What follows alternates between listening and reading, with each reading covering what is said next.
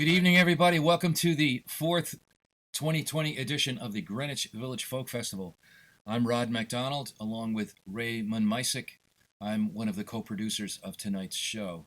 Our technical staff includes Brandon O'Sullivan and Brian Wolfson as our main engineers and co-hosts, and our MCs, Christine Lavin and Ron Olesko. Tonight during the concert, you'll be seeing, and I'm doing this from memory, so let's hope I don't remember everybody. Mustard's Retreat, David Amram, Lisa Gutkin, Tom Russell, Claudia Schmidt, Mark Johnson. We're going to have a special 3-song tribute to the late singer-songwriter Michael Smith, who was a favorite of all of ours and a highly influential and wonderful musician and human being. And Ann Hills, Reggie Harris, and topping it all off, Noel Paul Stuckey. My job is to blather for a couple minutes here so people can find the site and tune on, and that's probably something I'm good at, so blathering. So we'll just keep on going here for a minute. Now, I'd like to mention that the Greenwich Village Folk Festival is a 501c3 nonprofit organization. We do not have, for the most part, any paid staff, and we're not in it for the money, and this is a free concert. However, we do accept donations, which we give almost all of to the musicians that you see tonight. So if you'd like to donate, there are a couple of links you can find on the various sites. If you're watching this on our website, greenwichvillagefolkfestival.org, there's a link there to donate to PayPal me to our charity. Same thing with Facebook and YouTube. Please feel free, and as I say, almost all of it will go directly to the musicians at the end of the day. This is the fourth concert that we've managed to do online. When we started getting this together back in June, we had no idea we'd still be doing this in October, but we're very glad and grateful that we have evolved such a capable organization of people that are able to sustain this month after month. Our November show will be November 1st, and will feature, among others, Tom Paxton, Joe Jenks, and Sloan Wainwright, and I don't have the list in front of me, but it's going to be another wonderful show. I had an interesting conversation with Tom Paxton the other day on the phone in the process of confirming his appearance, in which he said that he's doing 20 concerts this month without leaving his living room for all over America and North America, for that matter. He was playing a theater in Toronto one night and the next night in Chicago, and that, I guess, is the new world of performing music, both for us and for you folks at home. So we hope you enjoy the concert tonight. It's a labor of love for all of us to a great degree, and yet I'm very grateful that we're able to bring this to you. I'd like to hand the microphone over to our first MC, Ron Olesko. And nobody ever introduces Ron, so I'm going to do that for a second. Ron Olesko is a longtime host of a major folk program on WFDU at Fairleigh Dickinson University in New Jersey, and has recently started the internet 24-hour folk music station, Folk Music Notebook, which I've been listening to a lot, and is great. It has all kinds of guest hosts, including I've done a show for them that's probably archived somewhere of musicians from Florida, where I live, and Joe Jenks does a monthly show from the road. There are programs oriented towards blues and traditional and Celtic music. It is going 24 hours a day and covering a wide variety of folk music, and of particular interest to me, it is one of the national folk programs that actually manages to present a fair amount of the hipper singer-songwriters on the scene, and not just all of the old-time and tradition-based stuff. So, with that in mind, I'd like to introduce Ron Olesko, and take it away, Ron. Well, thank you, Rod. Thanks for the plug. Your check's in the mail for that commercial. It is such a wonderful treat to be here tonight. And Christine Lavin will be co-emceeing, as Rod mentioned. So we're going to have some fun tonight with all these performers. And I can't think of a better way to start than with Mustard's Retreat. Now, they have a little slogan, music to cure what ails you. And in this day and age, we certainly need some music because I think it's the best cure-all that we can possibly have. Now, whether as a duo or a trio, Mustard's Retreat has been together since 1975.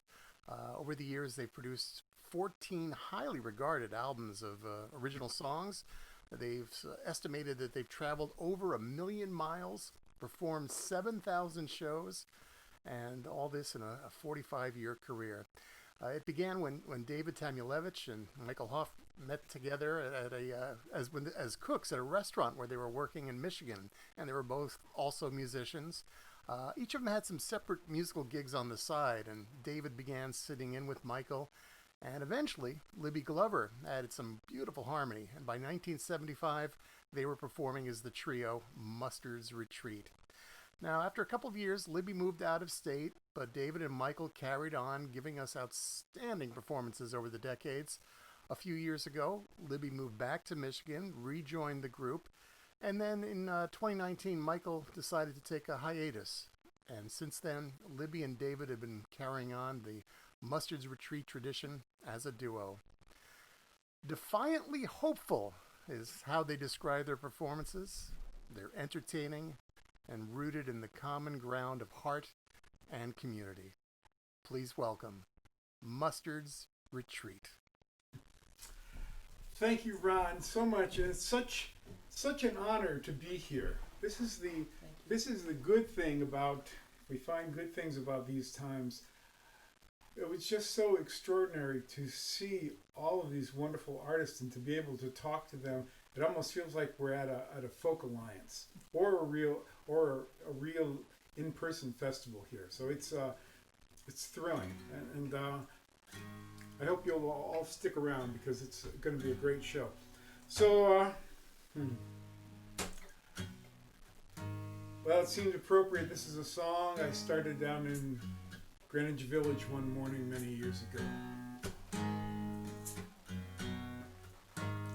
Well, it's hard times. Whoops. I remembered I had a different guitar.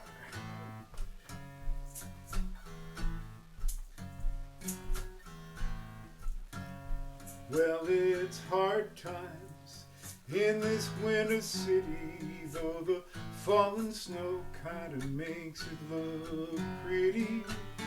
Colored lights, Christmas coming on, well, they shine like stars and then they're gone. Sidewalks echo full of restless feet that are keeping time with that city beat.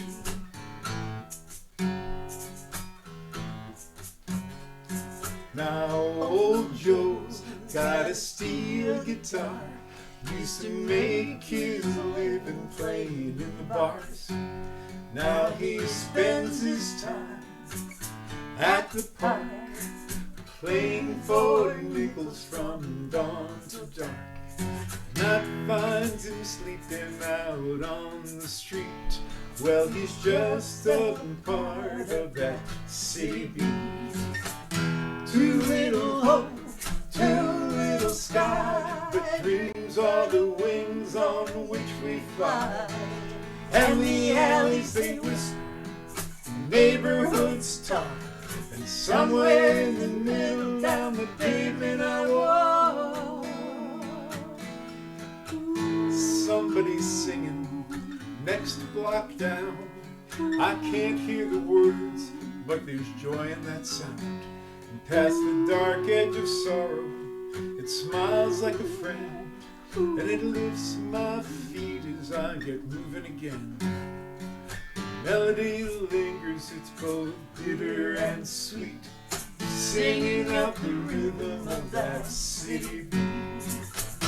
Too little hope, too little sky, but dreams are the wings on which we fly. And the alleys they whisper, the neighborhoods talk, and somewhere in the middle down the pavement I walk.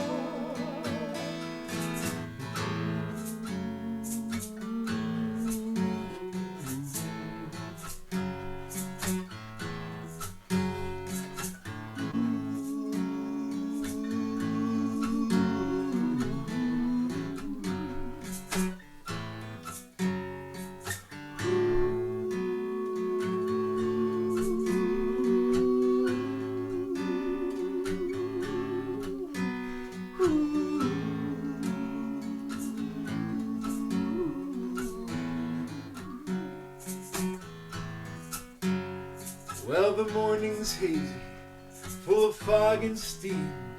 It swirls and disappears like some elusive dream.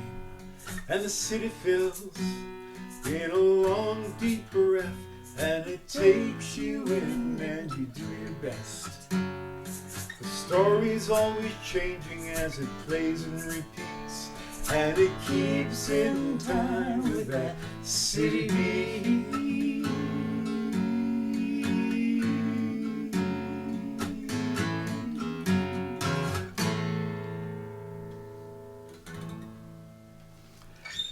So, thank you. This next song was written right before. Well, it started many years ago, but the final piece of the puzzle came together on the day before the first big women's march. 2017. 2017. We were heading east for a concert on the Ohio Turnpike, and all these cars were going by us. By the time we got to Cleveland, they were going by us, and they had these signs and all these people, in mostly women, in these pink hats, and the truck stops, the rest areas were like revival meetings. I mean, it was just so exciting, and it choked me up because I knew that somewhere in there was my daughter, and she was heading for her first march on Washington, and so that gave me the finish to this song.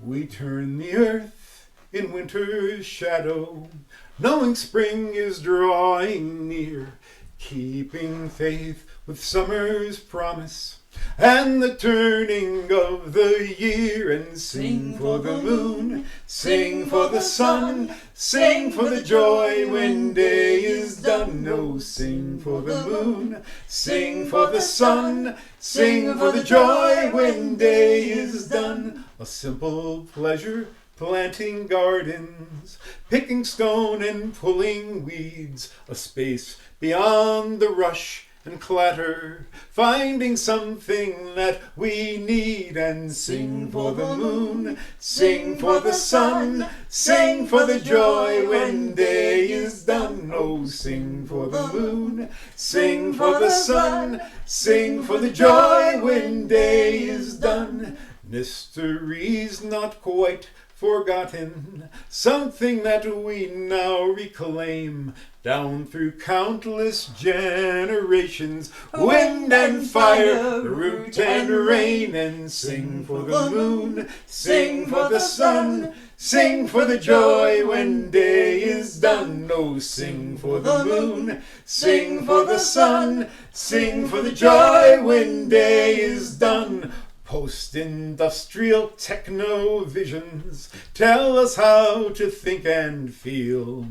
We ignore the corporate chatter and derail their grinding wheels, and sing for the moon, sing for the sun, sing for the joy when day is done. No, sing for the moon, sing for the sun, sing for the joy when day is done, knowing that we have the power, each of us in our own way, to make these moments something better. All great changes start that way. And sing for the moon, sing for the sun, sing for the joy when day is done. No, sing for the moon, sing for the sun, sing for the joy when day is done. So we turn the earth and keep the promise, root and rivers, sun and air, share the harvest and remember who we are and why we care. And sing for the moon, sing for the sun,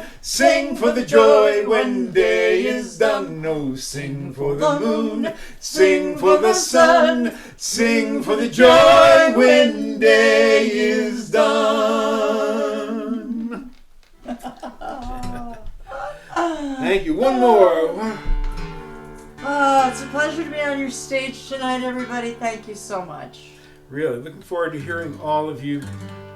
This is a song I wrote in mid-November 2004 after the presidential selection. I wasn't feeling too good about it. I was thinking, boy, politics has gotten so ugly. How can it get any worse? And I suppose I don't have to, hopefully, tell anybody here to vote. I'm sure you all will, and will encourage your friends. So this is a song about common ground. I wanted to write something that was beyond politics, beyond religion, because this is, for us, this is family. And the song is called Ours is a Simple Faith.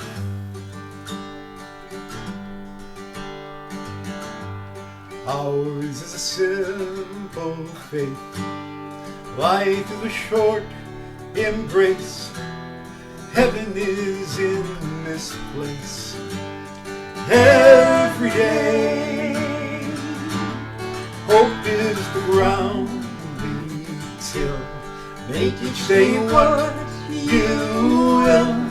Thankful for dreams fulfilled. Every day.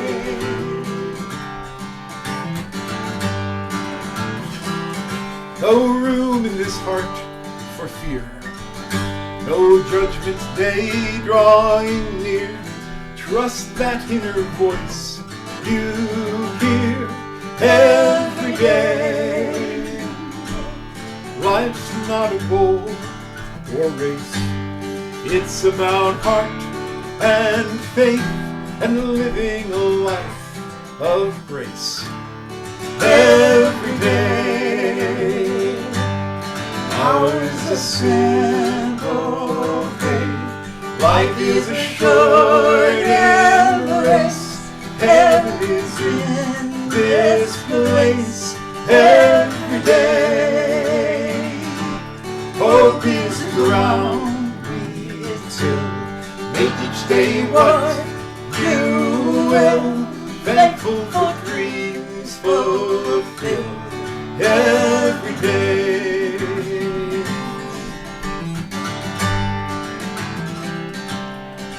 Trust is an open hand, making an honest stand, rooted here in the land.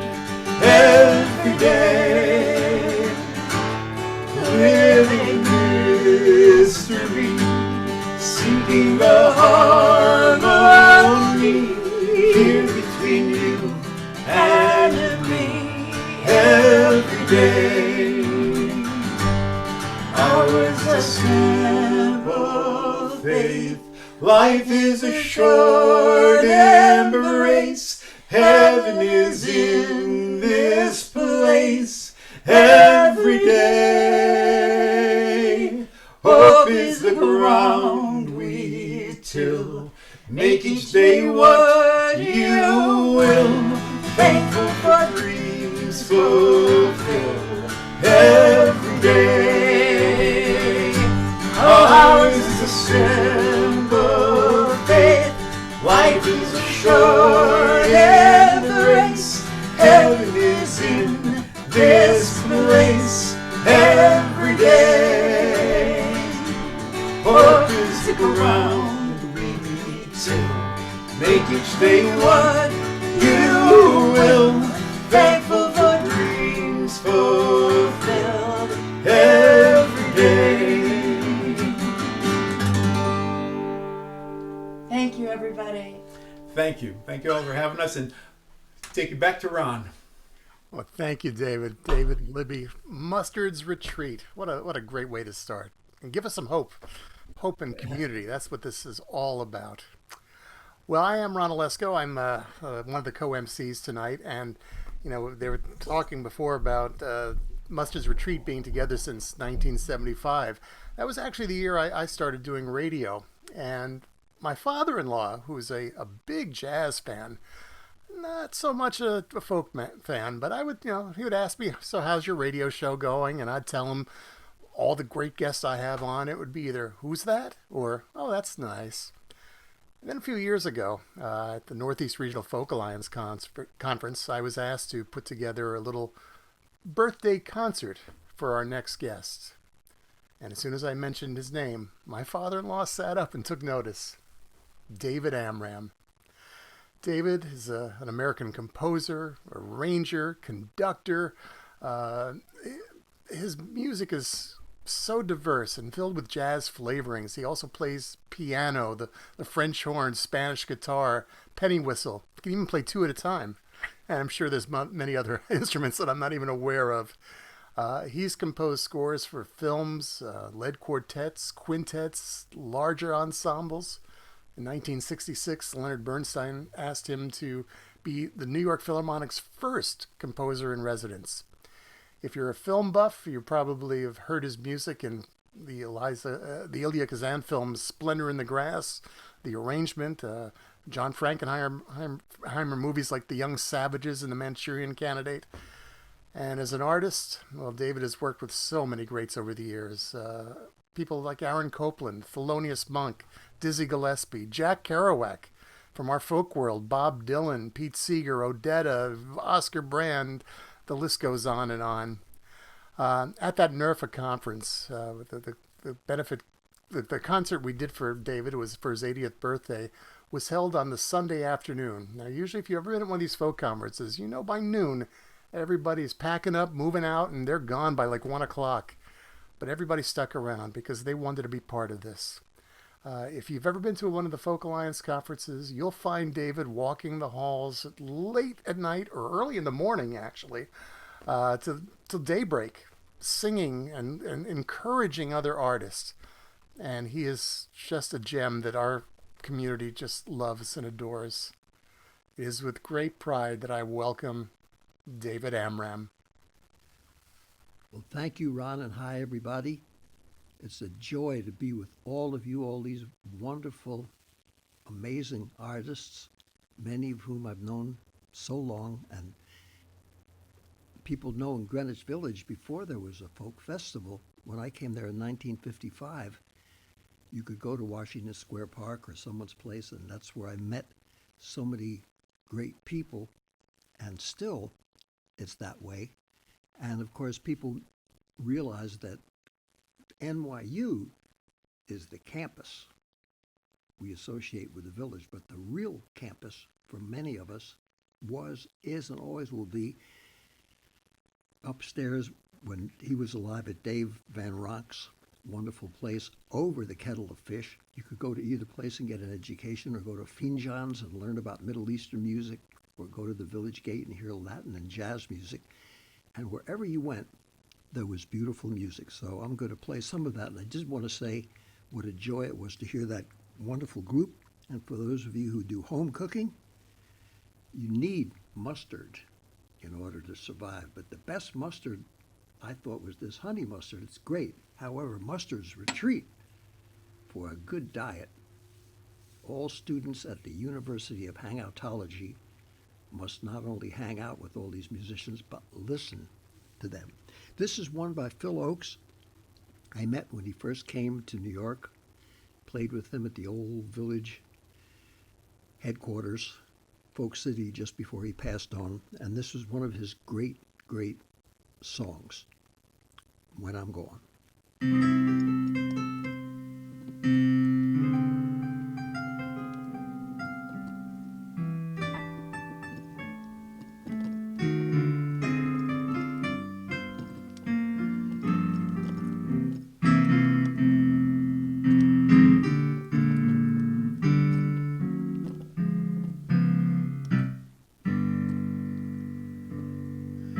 There's no place in this world where I belong when I'm gone.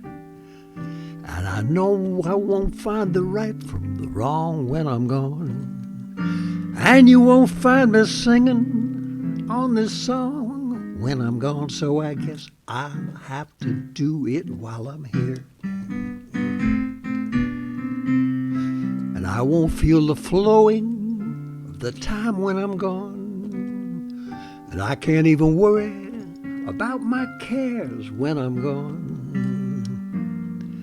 Won't be asked to even do my share when I'm gone. So I guess I'll have to do it while I'm here. And I won't breathe the bracing air when I'm gone. And I can't even worry about my cares when I'm gone. My pen won't pour out a lyric line when I'm gone. So I guess I'll have to do it while I'm here. And I won't be running from the rain when I'm gone. And I can't even suffer from the pain when I'm gone. Can't say who's to praise or who's to blame when I'm gone. So I guess I'll have to do it while I'm here.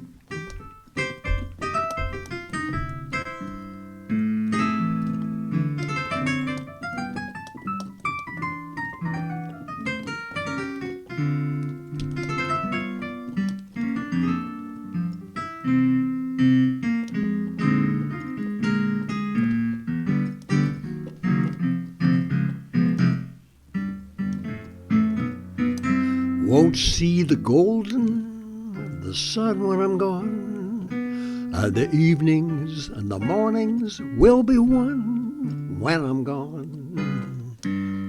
Can't be singing louder than the guns when I'm gone, so I guess I'll have to do it while I'm here. And all my days won't be dances of delight when I'm gone. And the sands will be shifting from my sight when I'm gone. Can't add my name into the fight when I'm gone. So I guess I'll have to do it while I'm here. Well, I won't be laughing at the lies when I'm gone. And I can't question how or when or why when I'm gone. Can't live proud enough to die when I'm gone, so I guess I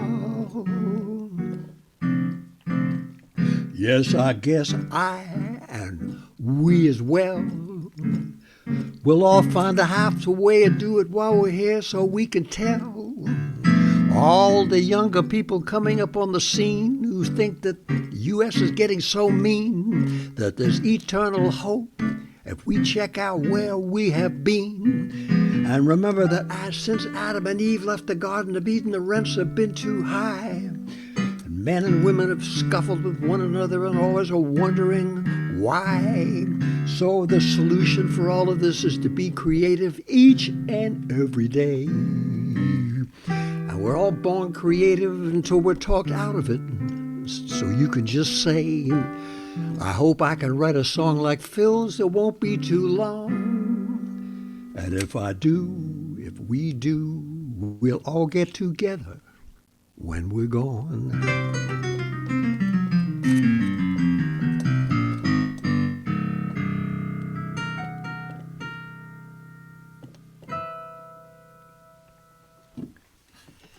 Now, some of you who may be folknologists would say that's not the original melody, but Phil, as Woody Guthrie and Pete Seeger and so many others said, the important thing were the words.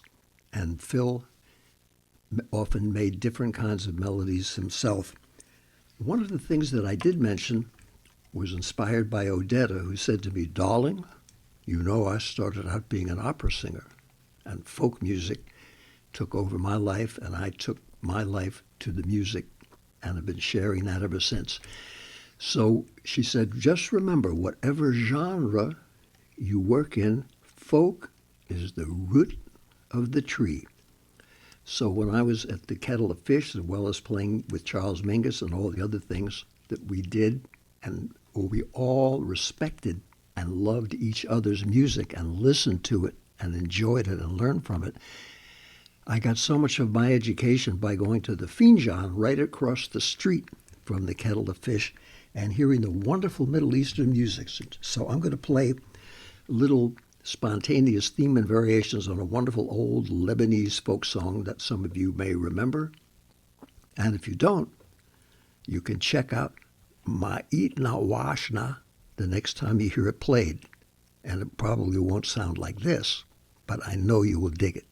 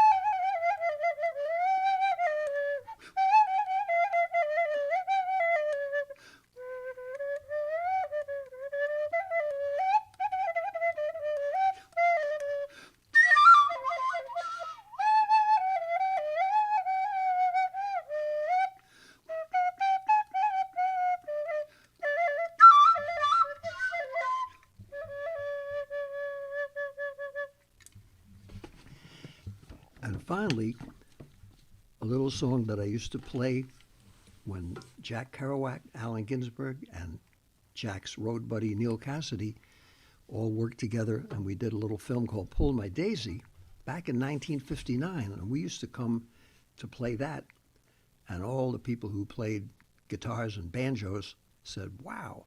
And Jack Kerouac especially and Neil Cassidy loved going to hear the folk musicians because they were true poets who could sing their poetry. And that's the case today with all these wonderful artists who were here. So this is the little song that we did a long, long time ago called Pull My Daisy.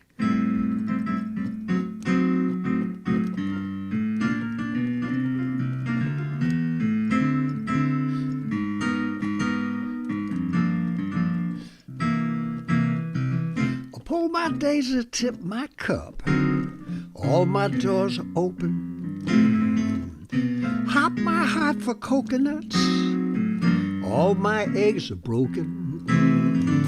Harp my heart song, harp my light. Seraphs hold me steady. Hip my angel, harp my light. Lay it on the needy. Harp my heart song, harp my light. Seraphs hold me steady. Hip my angel, harp my light. Lay it on the needy. Well, those are the lyrics that Jack and Neil and Alan wrote way back in 1959. And I never dreamed in the year 2020 I'd be here at the wonderful Greenwich Village Folk Festival online. It's such a treat to be with all these musicians here, because they could spread creativity and cheer. There's not too much more that I've got to say. We're going to hear the young teenage piano player play.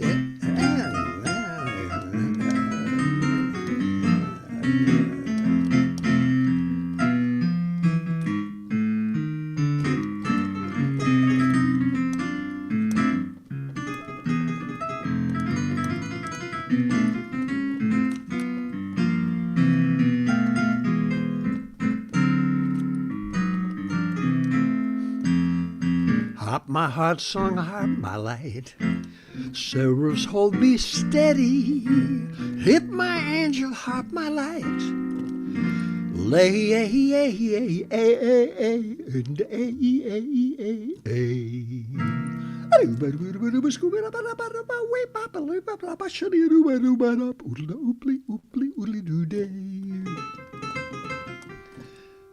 You'll be glad to know that my 15 minutes are over, and that's really all I've got that I have to say.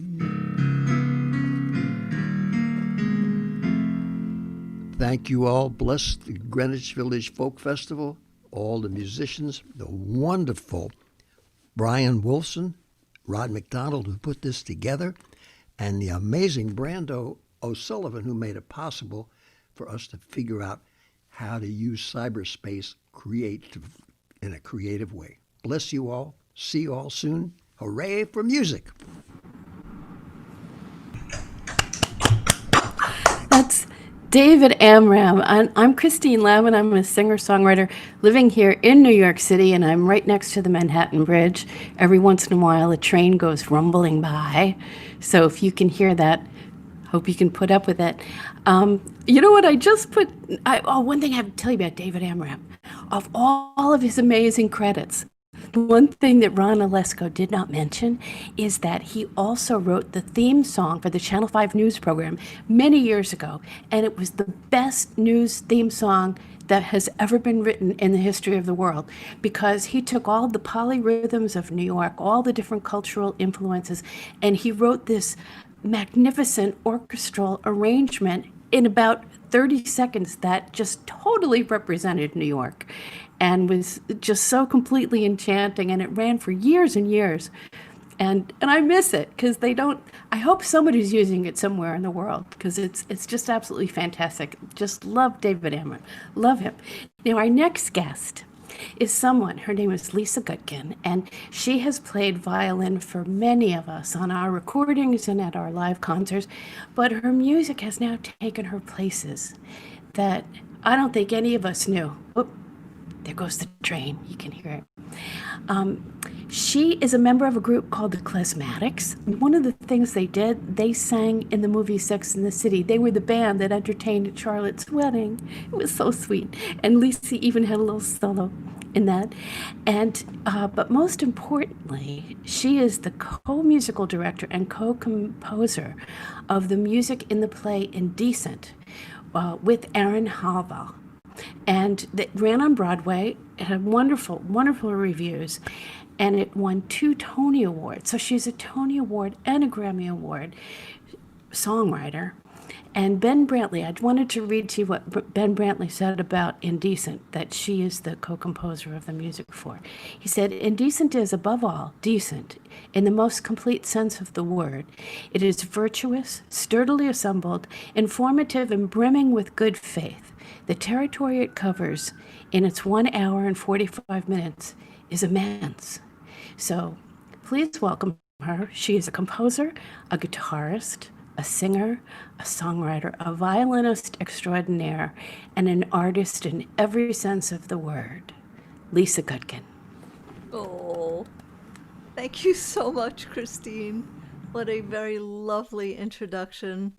And what an amazing pleasure it is to see you with your long braids, which I haven't seen, and to see everybody else. I haven't seen everybody in a really long time. And going back to the fast folk days, and when I recorded for you, Christine, that double violin thing that popped up, that was one of my first double violin things that I did on a recording. And And this is beautiful to be involved and included with all of you folks. So I thought I would start with a tune that comes from the Berezovsky collection. Berezovsky is kind of the Jewish Alan Lomax. Went around collecting tunes, and this is an old one from that collection. Actually, I'll start off with a little bit of a doina, which is just kind of a free floating thing.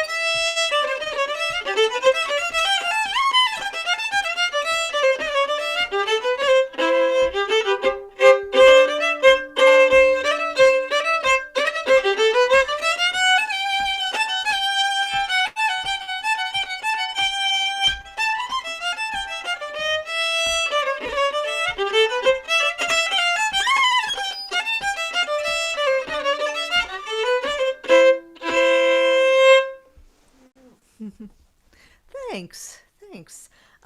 So when I was back in the day playing with Rod MacDonald and Jack Hardy and Christine and everybody else from Fast Folk, I have to admit that I was jealous of all that songwriting. I always thought, oh my goodness, if I could only write lyrics. If I could only write lyrics and play an instrument that accompany myself. And then Mark Dan said, well, why don't you play the tenor guitar? Because it's 4 strings like the violin. So I started playing the tenor guitar and writing some lyrics.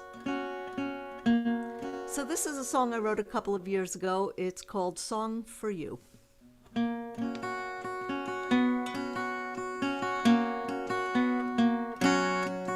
I wrote a song for him. I didn't have to think it through. I just let the words come out till they were done. And I tried to change them some. I always change them some. So I wrote a tune for me. I was trying to let my mind be free. And laughter filled my thoughts for a while.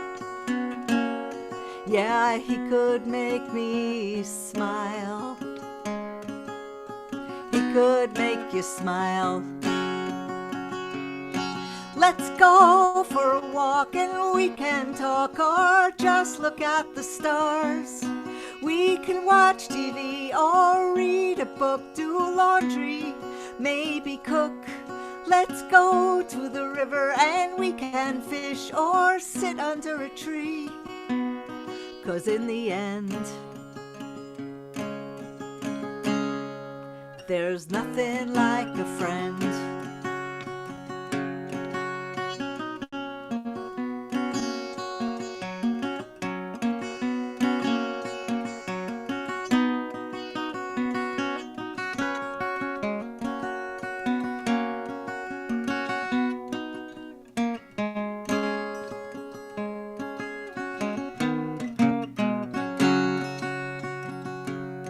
So the song's for all of you, for all we have been through.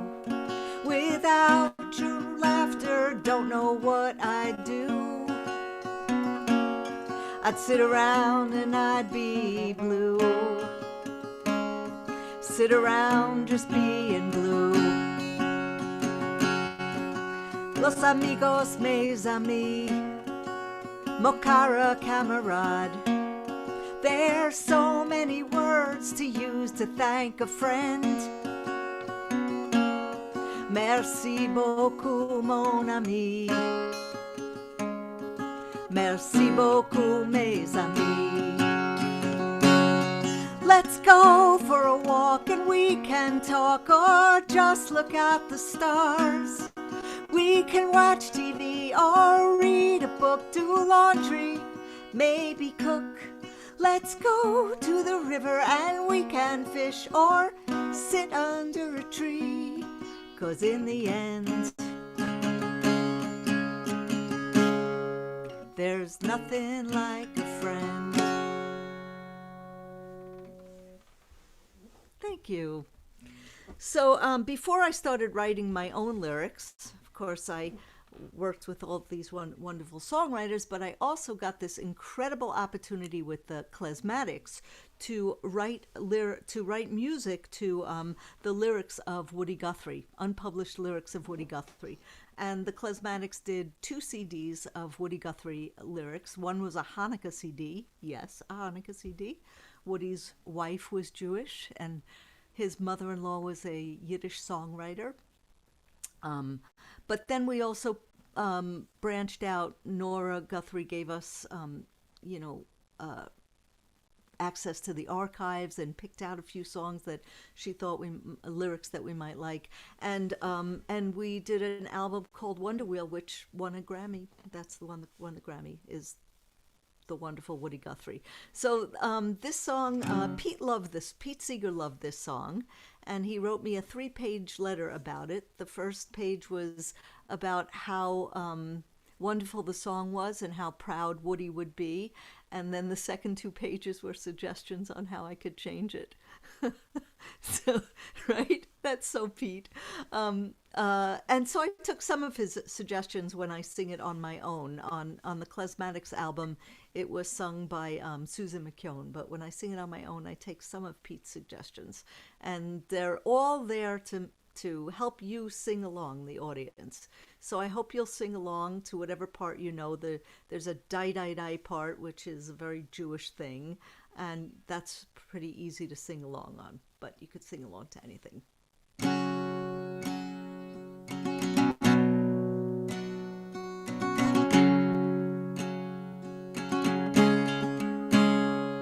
Well, I'm gonna get through this world the best I can, if I can.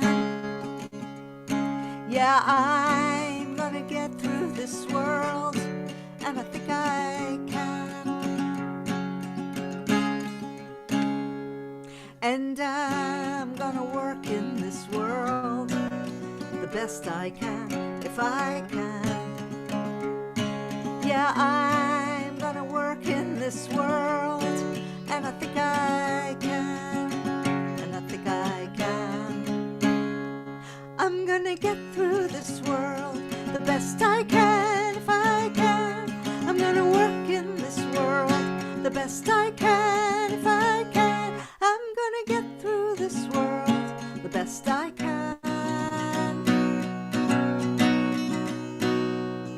And I'm gonna walk in this world the best I can, if I can. Yeah, I'm gonna walk in this world, and I think I can. And I'm gonna talk in this world the best I can, if I can. Yeah, I'm gonna talk in this world, and I think I can. Think I can. I'm gonna walk in this world the best I can, if I can. I'm gonna talk in this world the best I can, if I can. I'm gonna get through this world the best I can.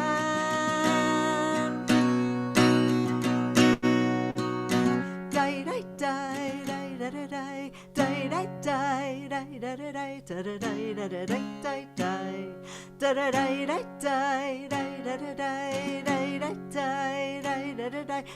die die die da da die da da die da da die die die da da die da da die die die da da die da da die die die. Well, I'm gonna clean up this world the best I can, if I can. Yeah, I'm gonna clean up this world, and I think I can. And I'm gonna leave this world behind the best I can, if I can. Yeah, I'm gonna leave this world behind, and I think I can. Think I can. I'm gonna clean up this world the best I can, if I can. I'm gonna leave this world behind the best I can, if I can. I'm gonna get through this world the best I can. Die die die die da da die die die die die da da die da da die da da die die die da da die die die die da da die die die die die da da die da da die da da die die die da da die da da die die die da da die da da die die die. Die die die die da da die da da die da da die die die da da die da da die die die da da die da da die die die da da die da da die die die.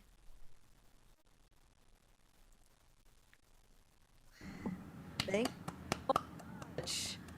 Okay, I'm just gonna end with a quick little American fiddle tune. Thanks so much for having me. Thank you, Rod McDonald. It's so great to be here, and thank you everybody else. This is called Katie's Meow, and I wrote it like 20 years ago.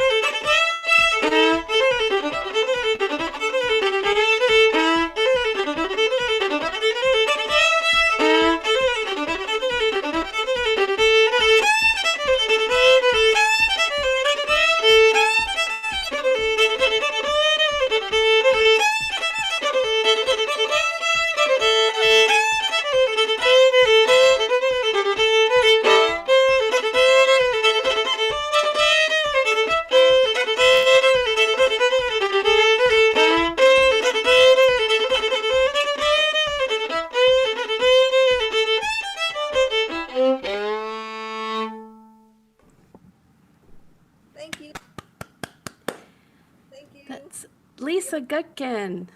Oh, that was just beautiful and energizing.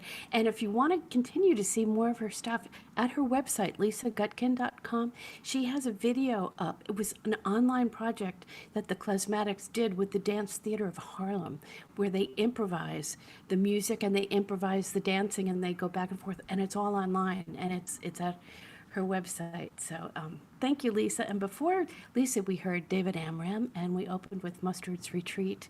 And now we move along to a really fascinating character, kind of a Renaissance man, I would say. He's had songs recorded by Emmylou Harris, Johnny Cash, Dave Van Ronk, and Lawrence Ferlinghetti, believe it or not. His latest album is called October in the Railroad Earth. Now, his name is Tom Russell. He graduated from the University of California with a master's degree in criminology. Yeah. And he taught sociology in Nigeria during the Biafran War. He has quite an interesting past.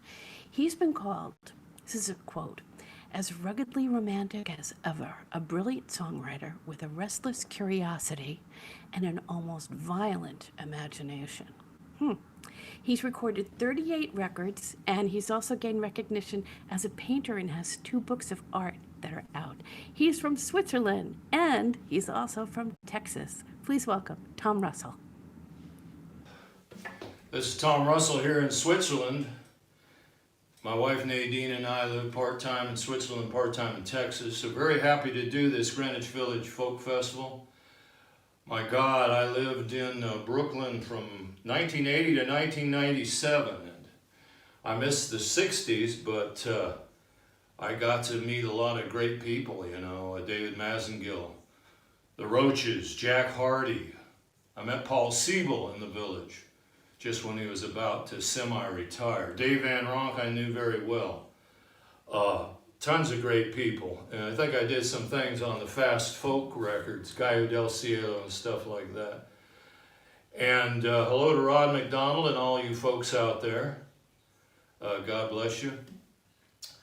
I'm going to do 2 or 3 songs here. I'm going to do the title song to my last record, which is called October in the Railroad Earth, which is a title taken from a Jack Kerouac poem. When he used to be a brakeman on the railroad in San Francisco, and Neil Cassidy got him the job. I call the sound of this record kind of Jack Kerouac meets Johnny Cash in Bakersfield. But we got to see Jack's last house down in St. Petersburg, Florida a year or 2 ago, and kind of a sad little ramshackle place. And Jack recorded his song, Jack Kerouac, or his poem, with Steve Allen on the piano, and it's on a record somewhere. So this is my October in the Railroad Earth. And the freight trains still roll with their cannonballs sold, from Chicago to the stockyards of Fort Worth, all the way out to Frisco and that end of land sadness, October in the Railroad Earth. October in the Railroad. Jack Kerouac getting high on the 5th of Cheap Tokay, Skid Row Alley, Howard and 3rd. He shouted behind the shades of the Southern Pacific Station, October in the Railroad. Old bums with tattoos from Singapore, boxcars, iron wheels getting good.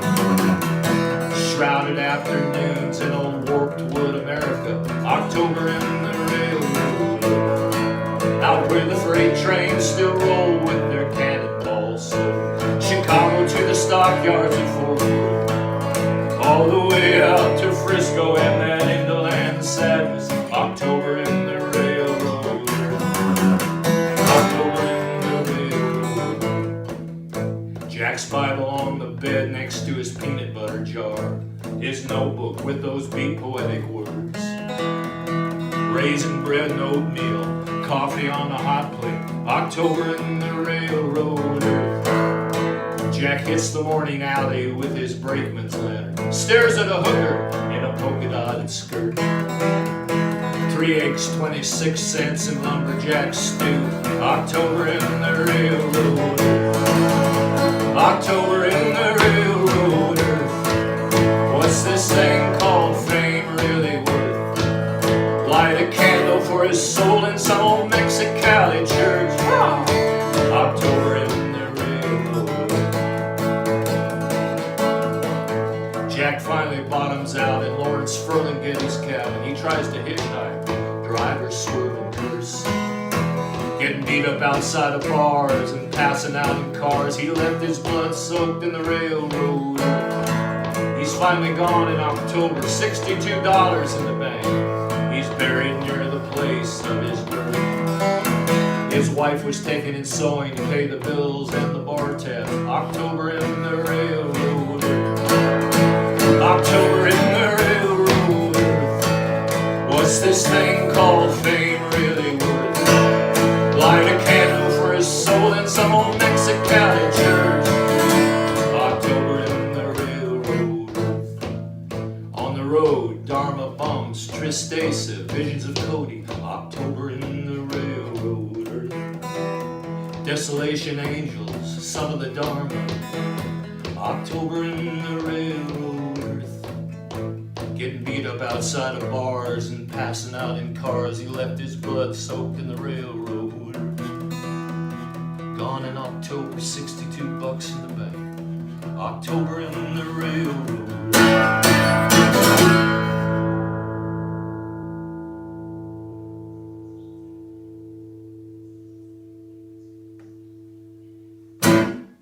We're in my writing and painting studio here in Switzerland. I do a lot of painting. I have 2 books of art out. The recent one is called The Ballad of Western Expressionism. And you can see most of my stuff on tomrussellart.com or fronterarecords.com. I just finished one of Bob Dylan, Karen Dalton, and Dave Van Ronk in Greenwich Village, 1962. That's on Facebook now. Bob Dylan back here, Leonard Cohen, Joni Mitchell. Our Lady of Guadalupe, I'm going to do a song about her in a second. Townes Van Zandt is back here. Gordon Lightfoot, Johnny Cash, Van Morrison, self-portrait there, some other stuff over there. Anyway, this song is called Guadalupe, about Our Lady of Guadalupe, and I spent a great afternoon about 20 years ago in the shrine of Our Lady of Guadalupe in Mexico City, where all the pilgrims go to see this iconic image that means so much to Mexican people especially.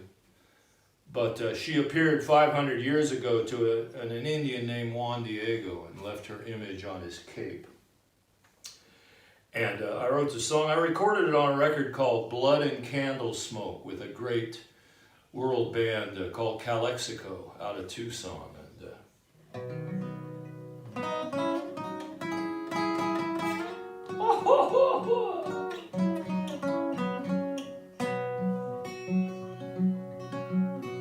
There are ghosts out in the rain tonight, high up in those ancient trees.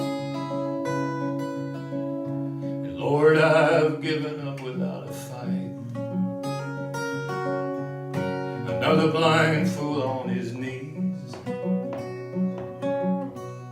And all the gods that I'd abandoned began to speak in simple tongue. Lord, suddenly I've come to know there are no roads left to run. Now it's the hour of dogs barking. That's what the old ones used to say. It's first light, then it's sundown, before the children cease their play. When the mountains glow like mission wine, they turn gray like a Spanish Rome. 10,000 eyes will stop to worship and turn away, head for home. And she is reaching out her arms tonight. And Lord, my poverty is real. I pray roses shall rain down on me from Guadalupe on her hill. But who am I to doubt these mysteries, cured in centuries of blood and candle smoke? I am the least of all your children here, but I am most in need of hope. Yo soy el menor de todos tus hijos aquí, pero más necesita esperanza. And she appeared to Juan Diego. She left her image on his cape, and 500 years of sorrow have not destroyed their deepest faith. But here I am, your ragged disbeliever. Old doubting Thomas drowns in tears as I watched your church sink through the earth like a heart worn down through fear. And she is reaching out her arms tonight, and Lord, my poverty's real. I pray roses shall rain down on me from Guadalupe on her hill. But here am I to doubt these mysteries, cured in centuries of blood and candle smoke. I am the least of all the pilgrims here, but I am most in need of hope. Yo soy el menor de todos tus hijos aquí, pero más necesita esperanza. Uy.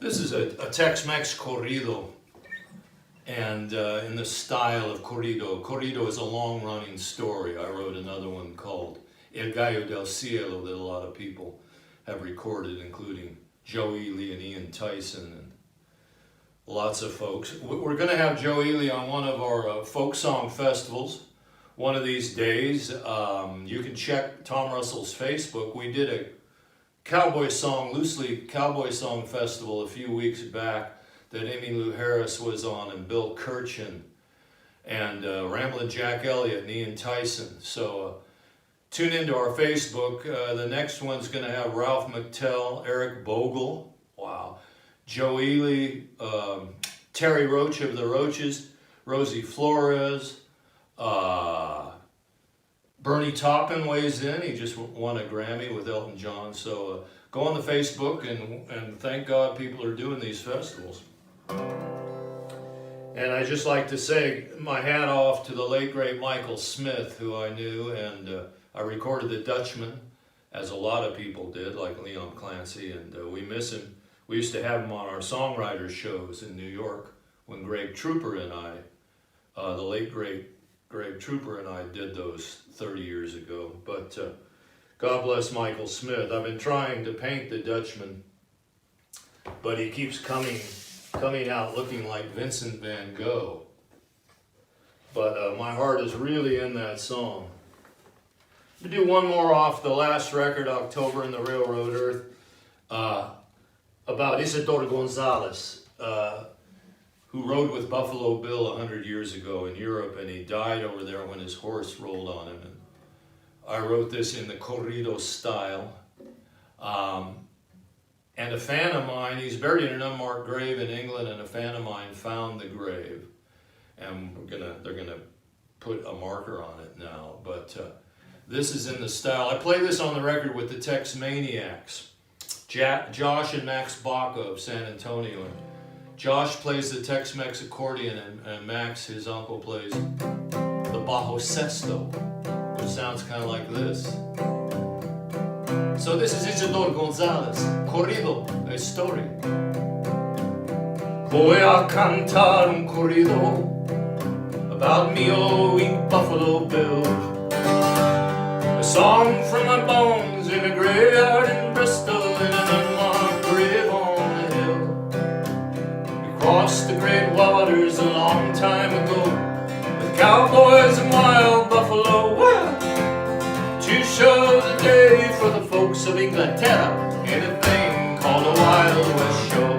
Aye, aye, aye, aye, hanging around a vaquero, spur a while while the foreigners cheer. Close the fairgrounds down, ride a mule into town, get drunk on their strong English beer. Woo! Shouting Isidore Gonzalez is here.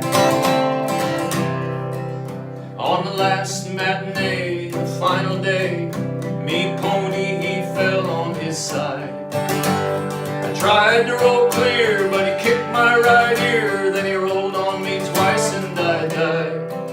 Now it's a long, long way from Monterrey, Mexico, to a graveyard on an old English hill. Mi nombre es Isidore Gonzalez Caballeros. I wrote Bronx for Buffalo Bill. Aye, aye, aye, aye, hanging rattle vaqueros, spur wild while the foreigners cheer. Close the fairgrounds down, ride a bronc into town, get drunk on their strong Irish beer. Whoa!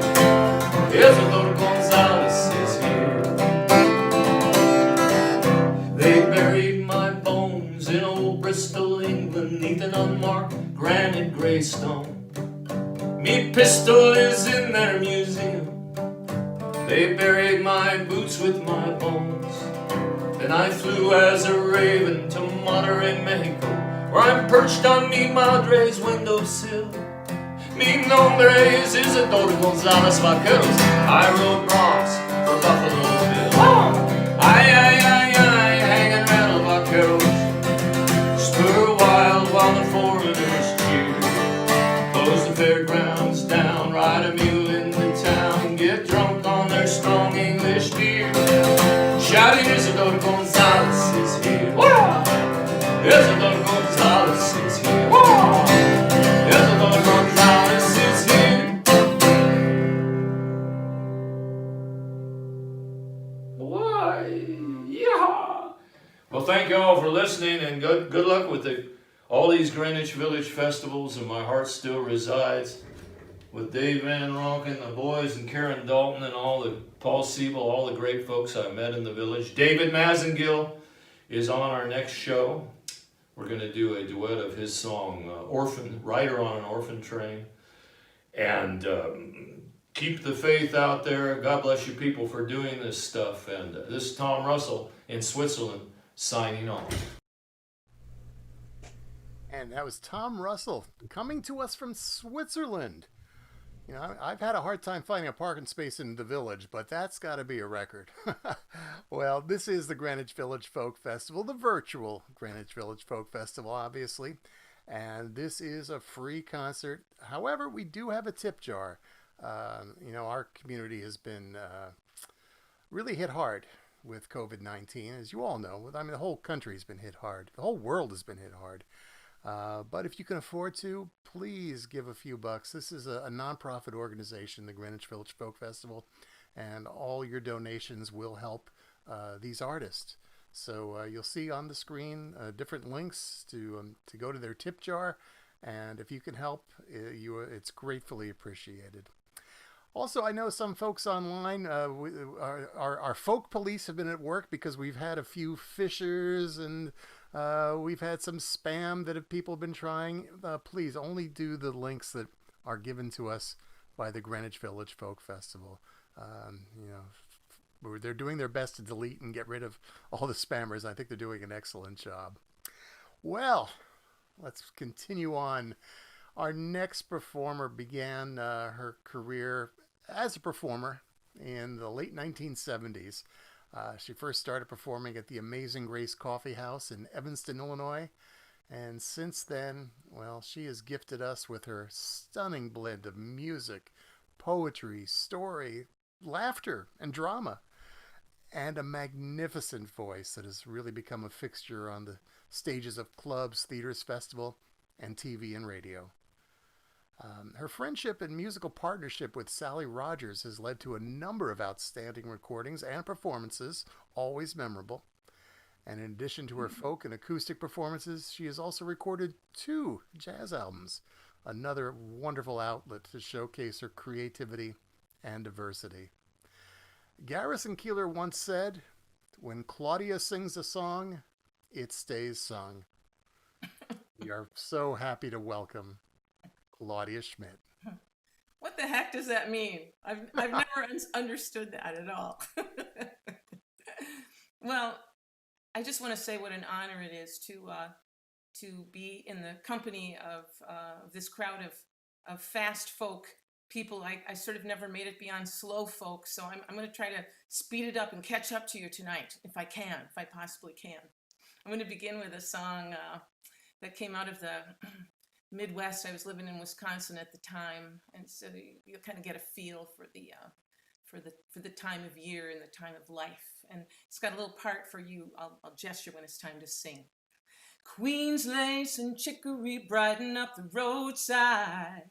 Swallows on the power line counting the cars. She's in the northward flow from the city. In a few more hours, she'd be sleeping beneath the stars. She's at a bend in the river, that's your arm. Carry her out of sight. Bend in the river. Surprise her in the night. Bend in the river. There's always one more turn. And there's always one more lesson you got to learn.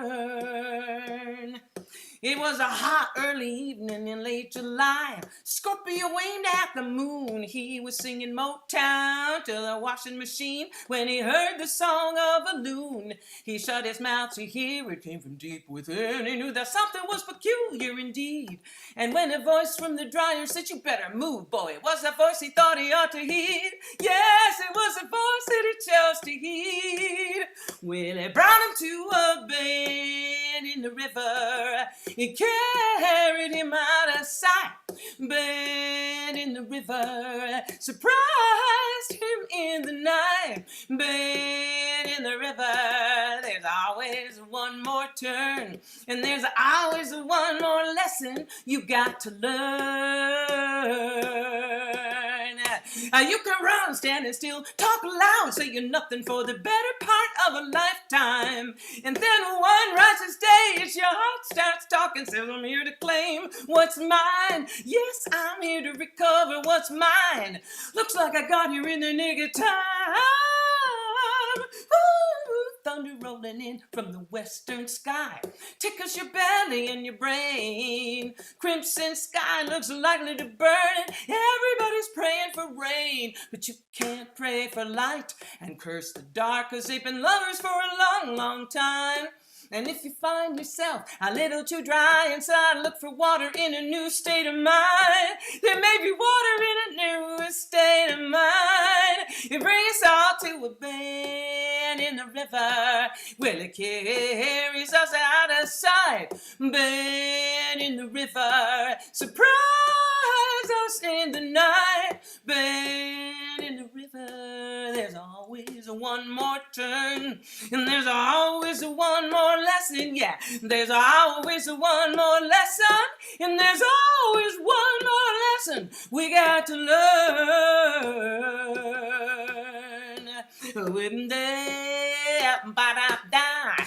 Zoom bop waiting down it and do it bim da so go by it so go to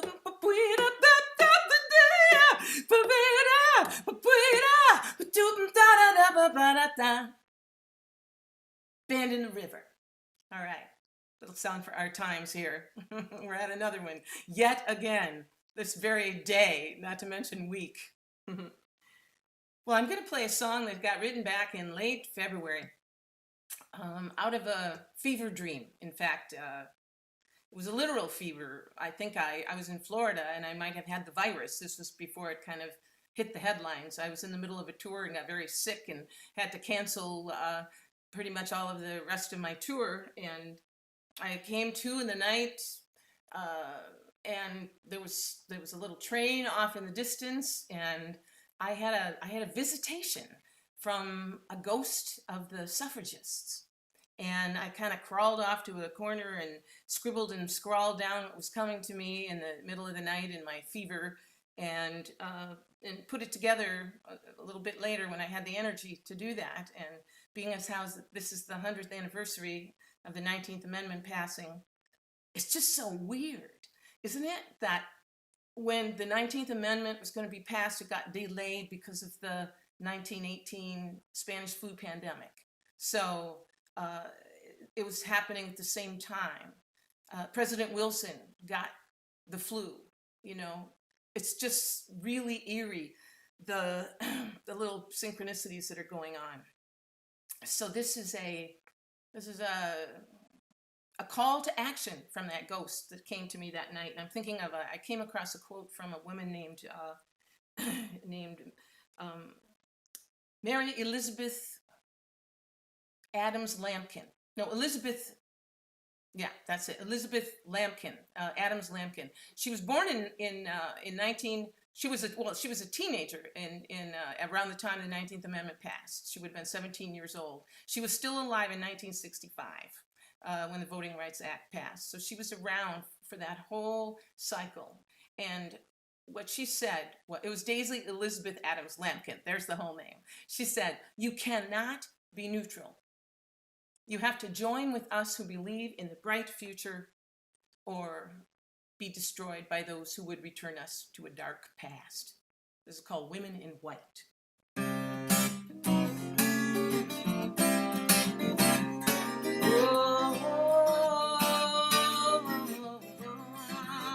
I heard a train in the night.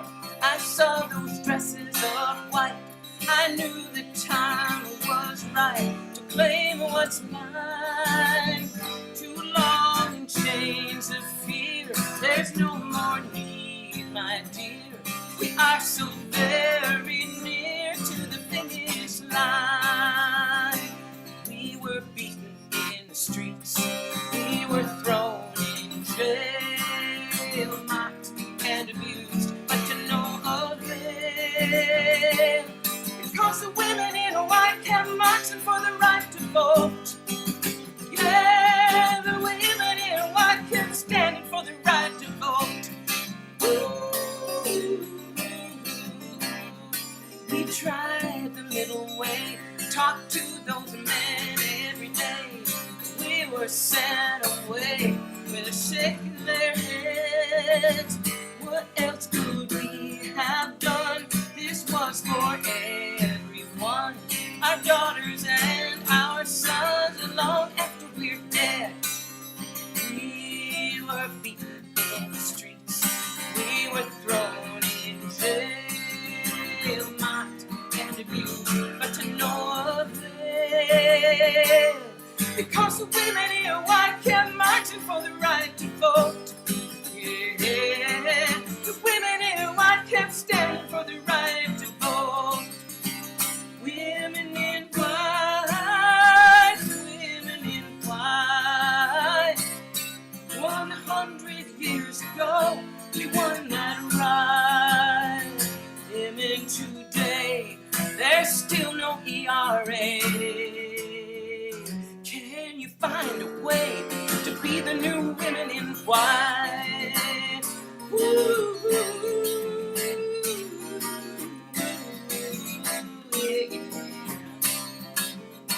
That train is bound somewhere, and now it's you that must dare to journey all the way there with our precious games. Please don't give up the fight to save our hard-won rights. But there are those who put us right back in chains. We were beaten in the streets, we were thrown in jail, mocked and abused, but to no avail.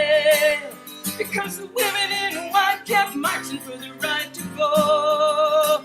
Ooh, the women in white kept standing for the right to vote. Women in white, women in white. 100 years ago, we won that right. Women worldwide, I see a shifting tide. When you're standing side by side, the new women in white. Ooh, I heard a train in the night. Ooh, I saw those women in Women in white, women in white, women in white.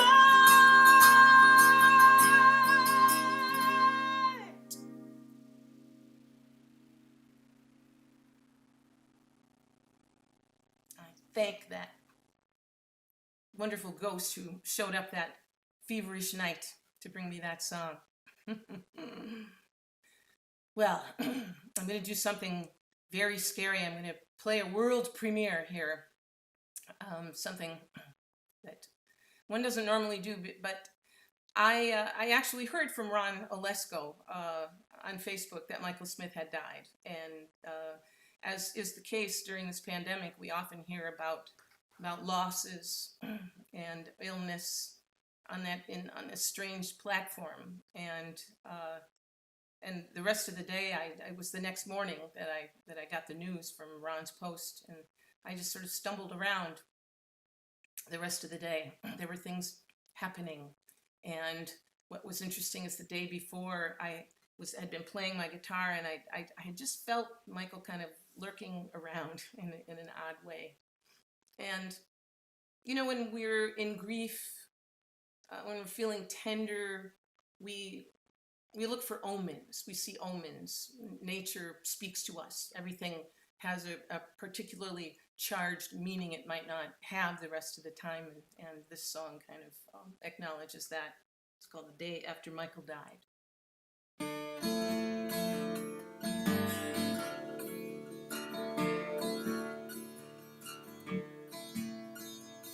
Hurricane roared up the eastern seaboard. We rode it out right in the backyard. Old maples shrieked and bent, shedding leaves and branches. Not much rain, but what came hard. Some new hatch in the field next door has swallows swooping and banking low. Hummingbirds maneuver through swirling leaves, all in a blur. What we think we know, the day after Michael died, the day after Michael died, the day after Michael died, the day after Michael died. Ooh, ooh, ooh.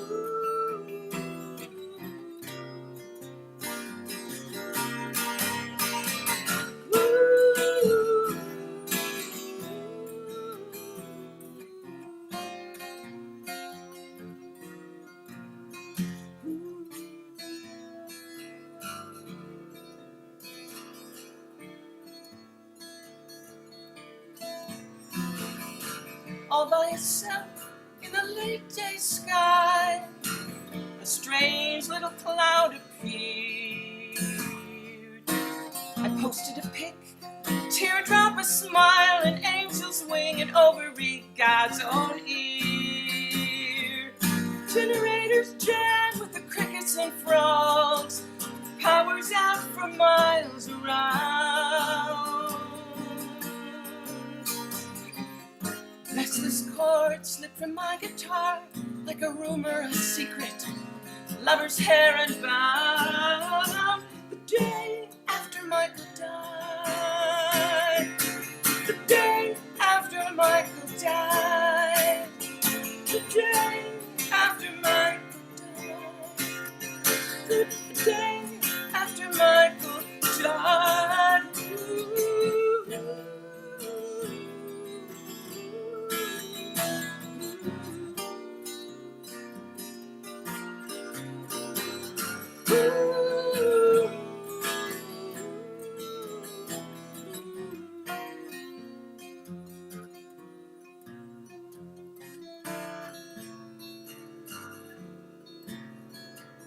The day after Michael died.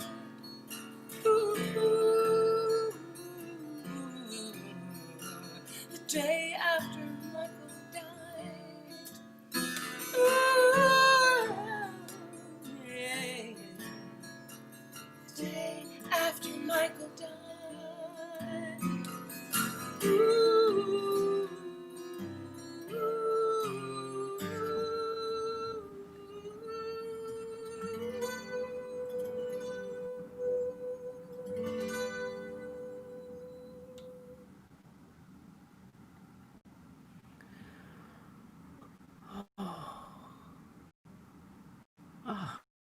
Brand new song.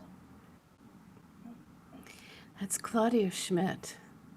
And she's as good as she's ever been. That's just an amazing piece of work. And thank you for sharing that You're with welcome. all of us. It's always scary to play a song for the first time. Oh, yeah. You know, even after all these years, it's like, it's terrifying the first time you play a new song, you know, because you don't know. Well, thank you so much, Claudia. Do you have anything coming up you'd like to tell people about?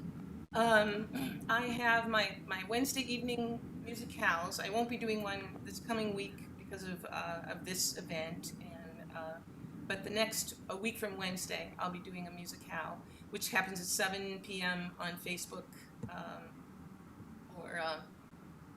so I encourage you to join me there. And then you can also go to my website afterward, and they live there. The videos live there.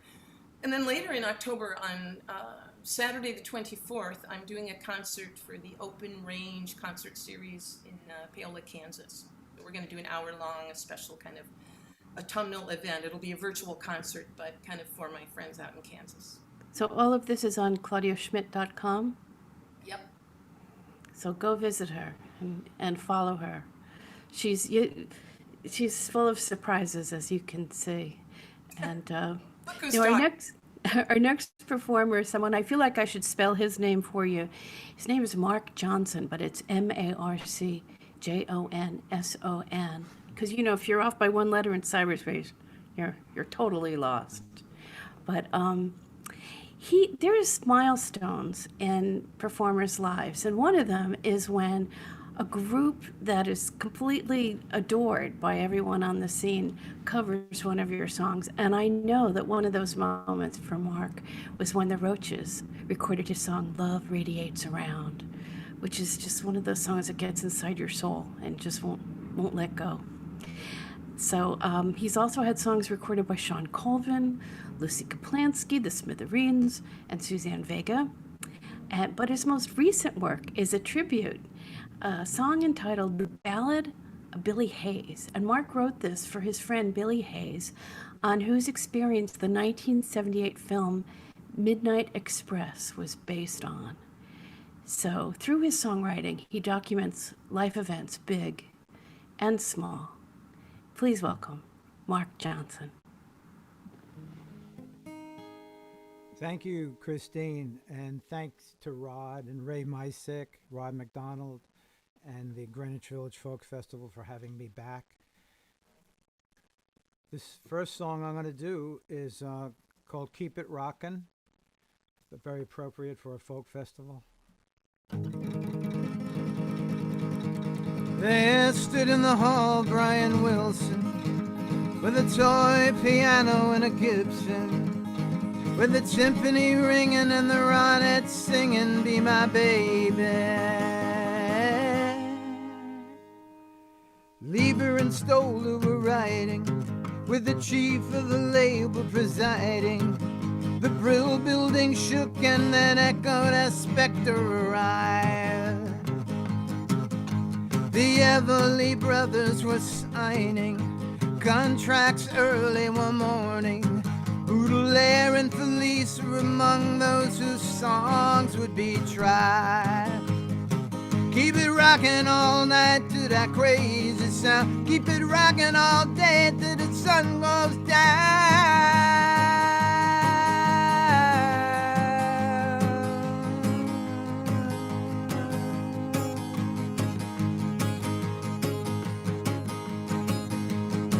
Then Elvis took to the center. Not even a hound dog could enter. On the one hand Chuck Berry, the other John Lennon just smiled. Dion was snapping his fingers.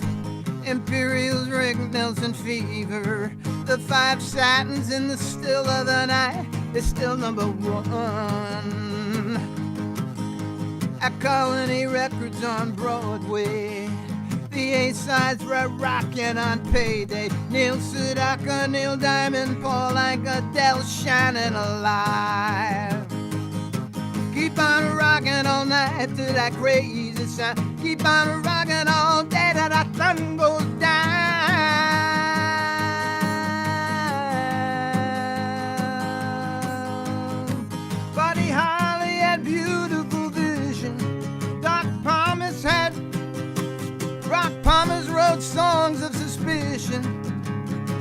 Gene Chandler's the Duke of Earl, and Gene Vincent's the Jester. All of it's rock in a bandstand, the thrill of romance so grand. Skirts that sway and guys who say it's all true. Keep on rocking all day till the sun goes down. Keep on rocking all night to that crazy sound. Keep on rocking all day to that crazy sound. Keep on rocking all night till the sun goes down.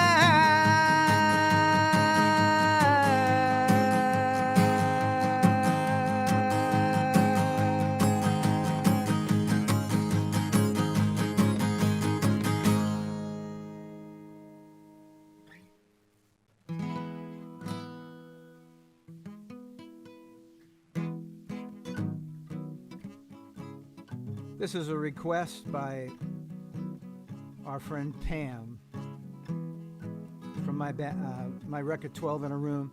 It's called Real True Lovers Soon.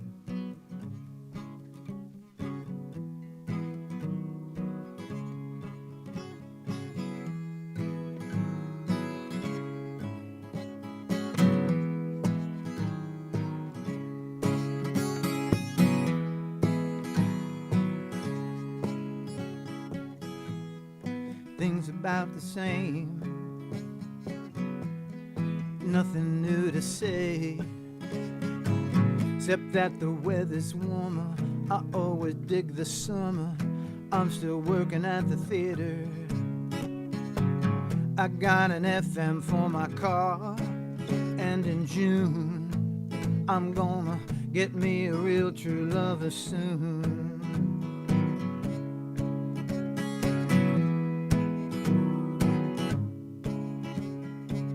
We're taking final exam now. My books are just about worn out. Most of my friends are gonna stay in town and get a job and make some money. It's been a while since I've seen you. Yes, I remember last June, but I'm gonna get me a real true lover soon.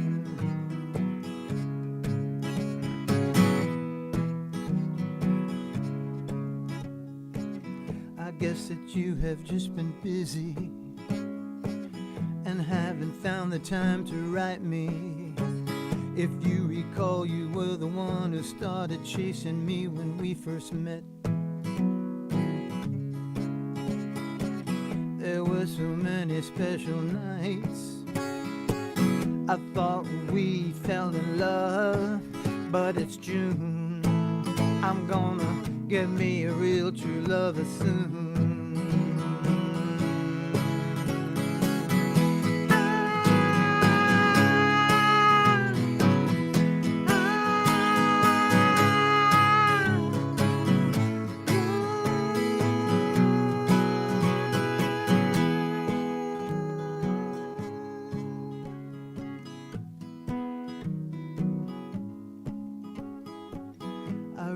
Don't have more to say. Tell your family hi, okay? I got some things to do tomorrow night. We're celebrating last day of school. If you're going to the shore this year, there's a chance that you might see me there around the end of June. I'm gonna get me a real true lover soon.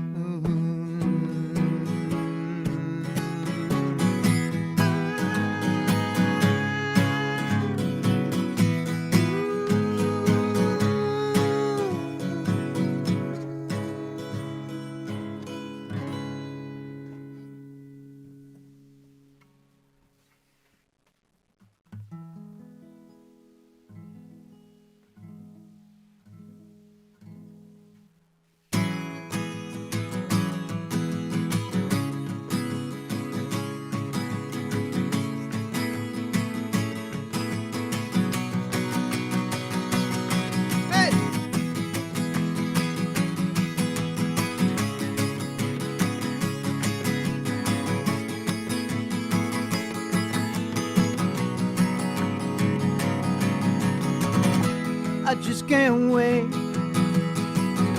another day. I'm going crazy out of my head now. I've been thinking of your laughter. I've been dreaming of your kiss. Darling, when there's a tear in your eye. Darling, when the only thing to do is cry. Darling, when I come home, I'll make you smile. Just tell me when.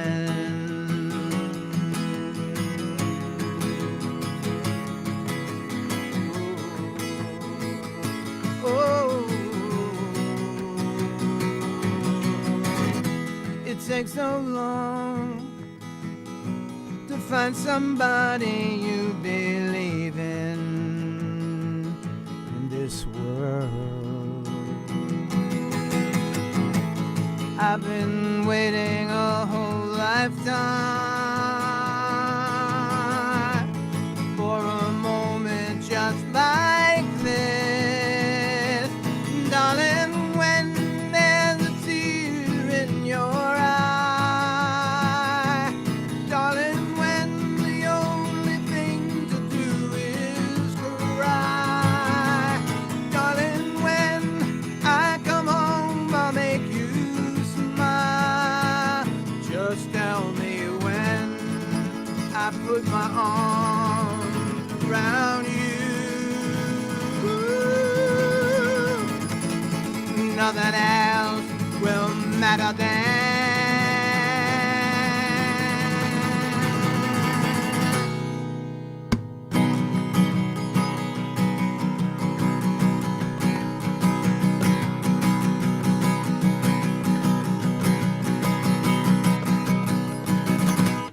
Darling, when there's a tear in your eye. Darling, when the only thing to do is cry. Darling, when I come home, I'll make you smile. Just tell me when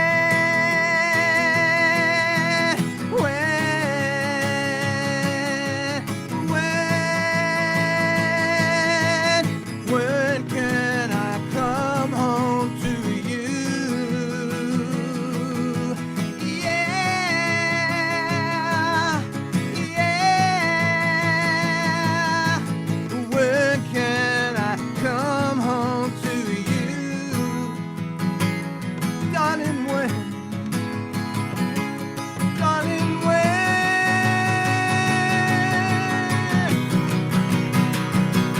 Darling, when?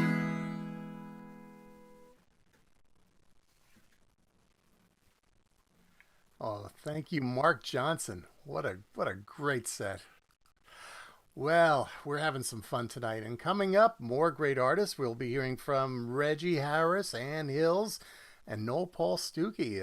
And right now, we're going to do something a little special. If you do a Google search on the name Michael Smith, you're going to come up with a number of gentlemen who have risen to acclaim, but really, as far as I'm concerned, none have shined so brightly as Michael Peter Smith. His passing in August left our folk community in shock and sadness and a big hole in our hearts. But he left us with a body of work that I'm sure will be sung by generations.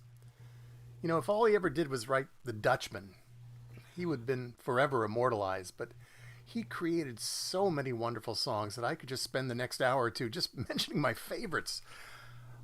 He was a mainstay, obviously, on the Chicago folk scene, but personally, I always consider him a Jersey boy. He was born not far from where I live, and he was raised here, and many of his songs speak of his family and relationships, and these are songs that we can all relate to, no matter where we're from. And his music was not only heard on concert stages, but also in musical theater. I think it was Claudia Schmidt who introduced him to director Frank Gelati and invited Michael to create songs for a musical version of The Grapes of Wrath, a production that would win a Tony Award for Best Musical and Best Play, rather, and Best Director, and eventually be performed on stages across the United States and London. Personally, I always remember Michael for his humor and generosity. Many years ago, I was working on a radio documentary about Bob Gibson, the iconic folk singer whom Michael accompanied for many years. And one night, Michael was giving a concert at the Hurdy-Gurdy Folk Music Club here in New Jersey. And after the show, Michael sat down with me for a couple of hours, just sharing his memories and thoughts. And I felt guilty because I knew he had to be tired after a long day, but he kept wanting to share story after story. It's the kind of guy he was.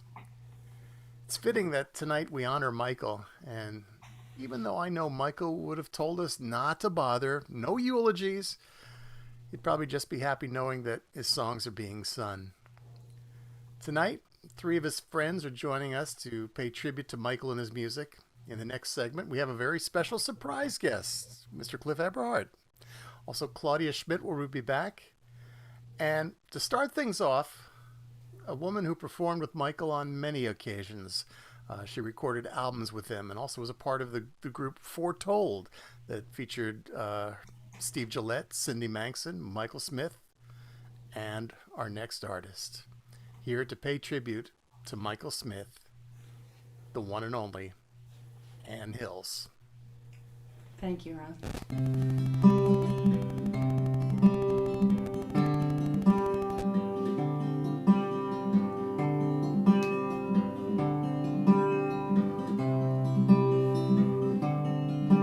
Let me sing you the ballad of Elizabeth Dark. I've been working on it since the time we hung out at this coffee house in Rogers Park like 2 kids at a 5 and dime. She would read Dostoevsky by the yellow moon that hung like an orange in the tree, while I worked on the words to the mystery tune of Elizabeth Dark and me. This was back in the days of the folk music craze, Lenny and poetry and jazz, cats and chicks snapping their fingers to Lord Buckley doing the Naz, Kierkegaard, Ginsberg, Sartre, free love, parties to cover the rent. We all wanted to be existentialists, none of us knew what the hell it meant. Now I take the L to Loyola, and I walk along the Sheridan sand, where the waves are breaking over the jetty, where the wind is like an icy hand. And Fyodor says the criminal always returns to the scene of the crime. Maybe I'll see Elizabeth D. one more time.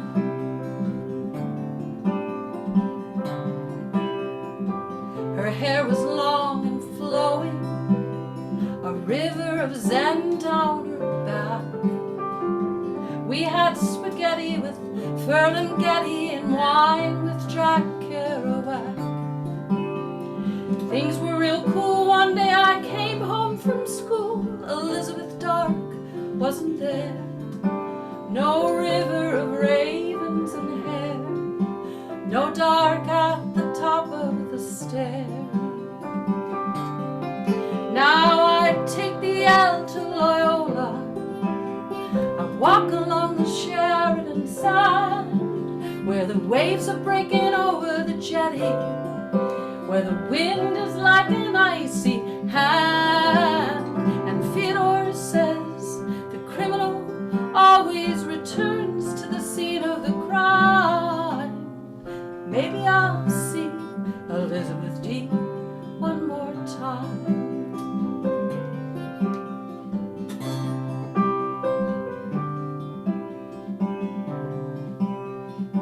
Sometimes I get out my old bongos, reminisce about making the scene, read my tarot, see my future in grounds from a beat-up espresso machine.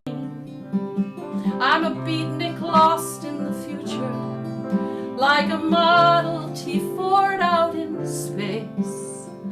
Still as in love with Elizabeth Dark as the first time I saw her face. Now I take the L to Loyola, walk along the Sheridan sand, where the waves are breaking over the jetty, where the wind is like an icy hand. And Fyodor says the criminal always returns to the scene of the crime. Maybe I'll see Elizabeth D. one more time. Yeah, Fyodor says the criminal always returns to the scene of the crime. Maybe I'll see Elizabeth D. one more time.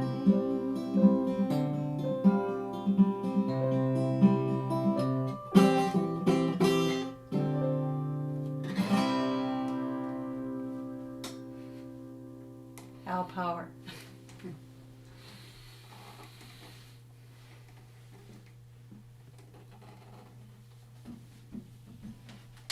Beautiful.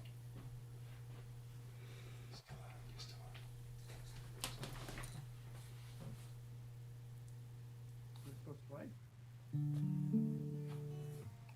Hi, everybody. You up, Cliff? Okay, I thought I was going to get an intro, but I was just waiting for that. So, anyway, it's good to be here. It's good to see all of you. I know all of you. I know every single person who's playing tonight, and I've known some for over 40 years. And I also knew Michael. I met Michael in the late 80s in New York City when he was doing Grapes of Wrath. And we played a lot of folk festivals together, and I loved doing workshops with him. He was always the smartest guy in the room. And did some shows and kept in touch, but not often. But this spring, we wrote each other almost every day when he started getting sick. And it started because I was putting songs up on Facebook that I liked, anything from Frank Sinatra to the band. And people would respond, and a lot of times there would be one person that would respond with something completely stupid that had nothing to do with the song. So Michael started joining in, and we struck up a pretty long conversation almost every day, and he started getting sicker. And I'm going to read you the last message he sent me because I thought it just said so much about his character. And someone had just misinterpreted a song that I put up. And he said, "Right on, never ever been so disappointed and delusioned as when viewing replies on Facebook. They're exactly as you described, hardly ever any pertinence. Once again, I seemed like the smartest kid in the class. Good thing is, I learned a long time ago, I'm writing for me, and screw everybody else. You have become my kindred spirit, my friend. Live long and find somebody cool. Love, Michael." And I didn't hear from him after that. But this is one of my favorite songs of his.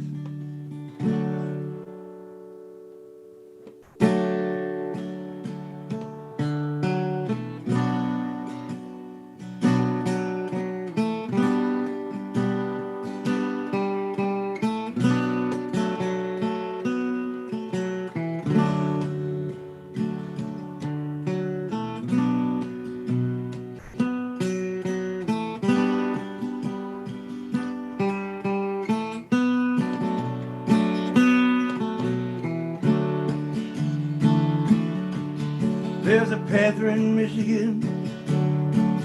Don't that mean you Halloween?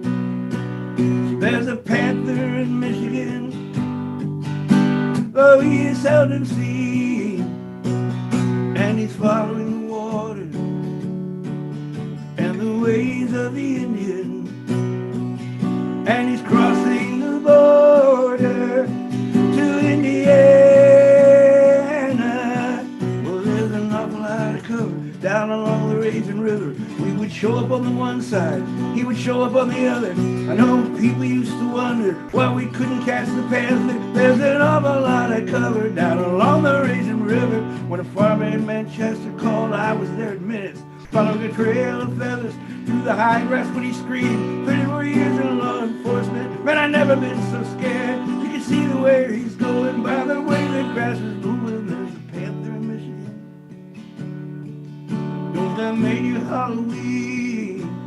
There's a panther in Michigan, though he is seldom seen, and he's following the water and the ways of the Indian, and he's crossing the border to Indiana. Oh, people who know panthers say they are lazy hunters, and they'll take a prey that's wounded over one that's healthy, and you might mistake some child playing in a sandbox for some kind of wounded critter down along the Raisin River. Test driver saw the panther at the Chrysler Proving Ground. It was during hunting season. He was out there on the track, cause he knew that he went in there, he'd be safe from hunters. He's an uncanny animal. There's a panther in Michigan. Don't that make it Halloween? There's a panther in Michigan, but he is seldom seen, and he's following the water and the ways of the Indian, and he's following the border to Indiana.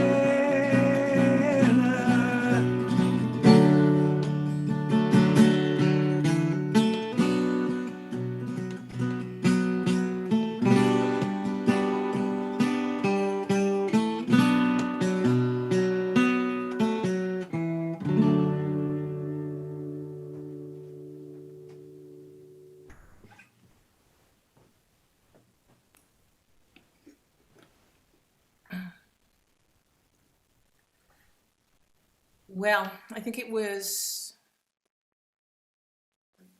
I will unmute myself here, I think. Okay. It was 1976 when Anne Rice wrote Interview with the Vampire, her first novel that spawned a couple more after that. But it was a remarkable novel. And I'm not sure how long after the novel Michael wrote this song.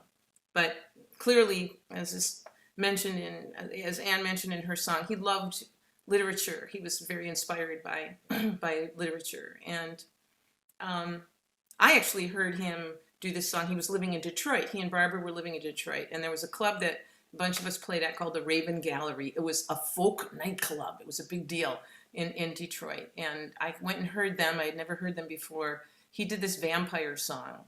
And for 2 years, the song haunted me. And I didn't know where he was. At the time, I think I was living in Seattle, maybe, or Green Bay, or somewhere far away.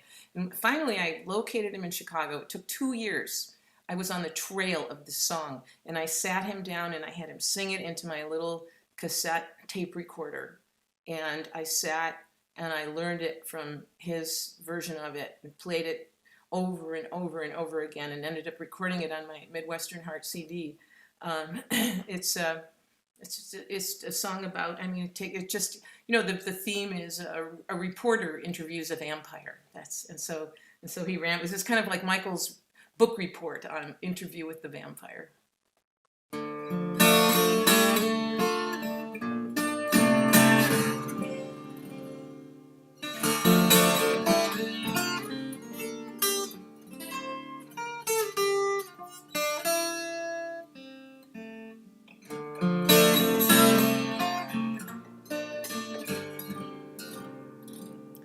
In the dark of noon, there is no light, I'm free.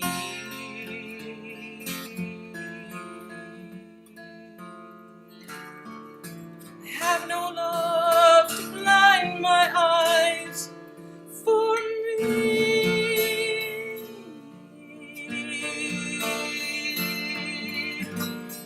Dark of moon's a time for flying.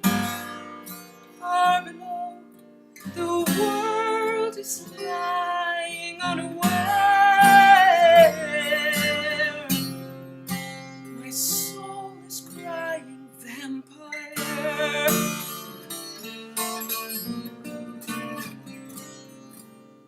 This song. Oh,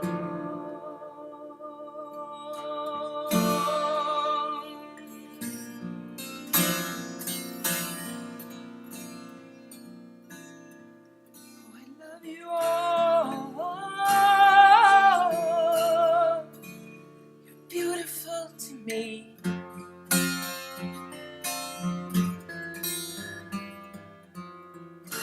There's not one among you who can see.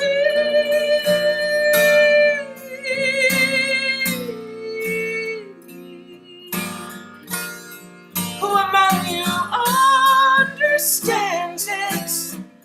Bloody mouths, bloody hands, oh, no.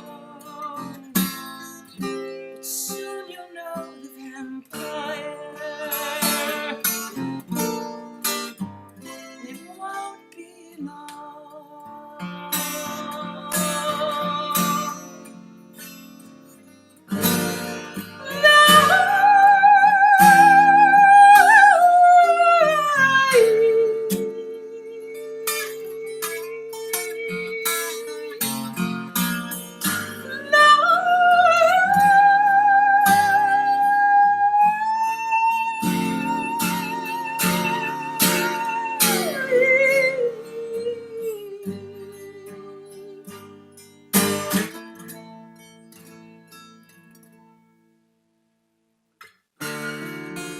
Your life's too short.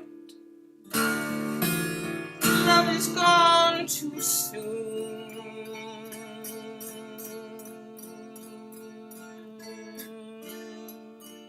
Come with me, fly the dark moon, the dark moon.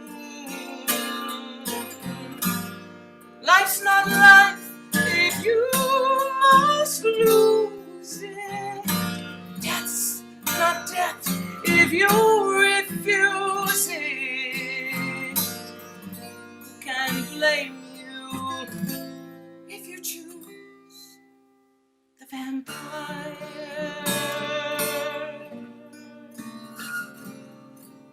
Forever young,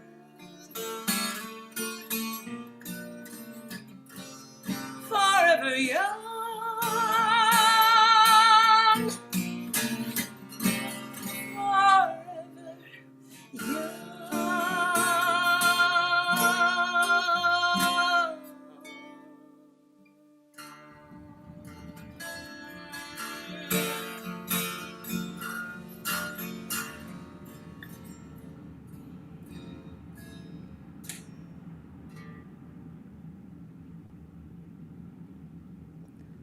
Claudia Schmidt.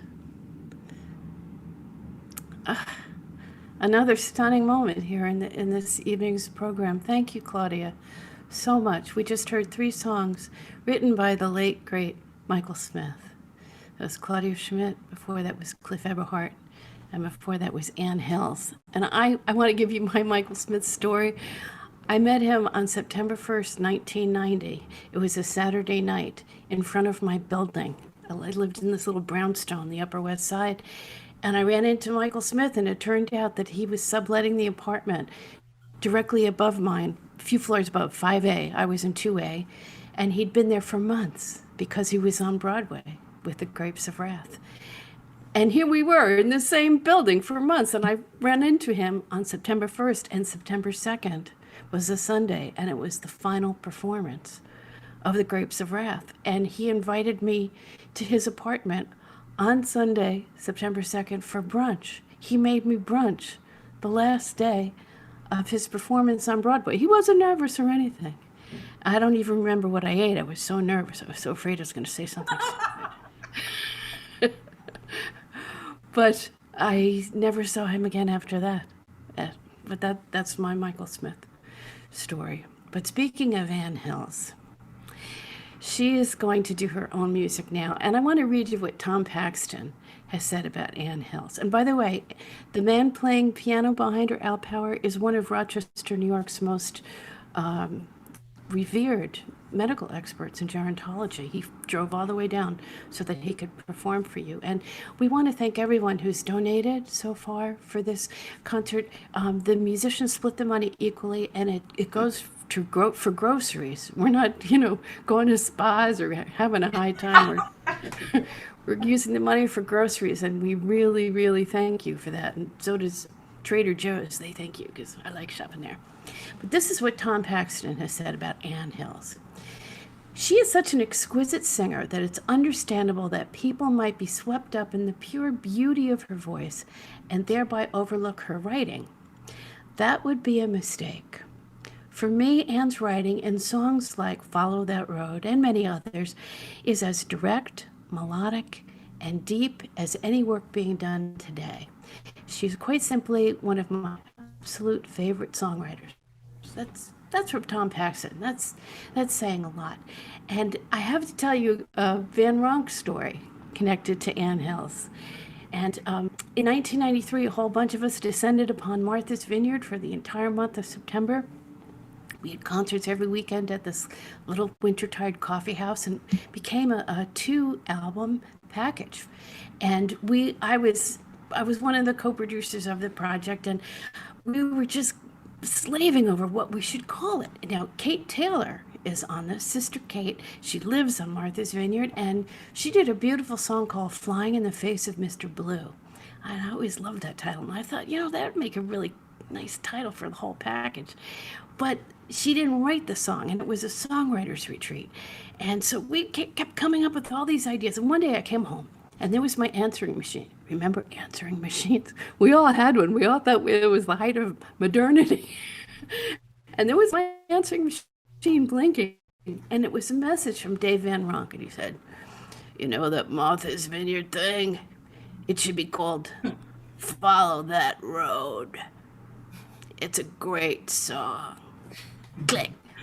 And I was like, that's right. Van Ronk, he was quite a man. I mean, his name has come up a few times tonight, but it's because it was Van Ronk who came up with that idea that it's called Follow That Road, and it's sold out, but you can find CDs online for $100 or something like that. But she's one of the favorites of everyone, and she's also an incredibly sweet person, and she's a therapist too, on top of everything else. She's kind of a musical therapist in what she gives to us with her music. Please give a warm welcome to Ann Hills. Thanks. I wish I could be as relaxed as Christine is. She's just, it's just wonderful. It's great to be here with everybody. Thank you, Al, for driving down from Rochester. We're going to do Follow That Road for you. Notice Fast Folk people. I'm wearing my T-shirt. And hello to everybody out there, all the friends and my family who have, I don't do these things often.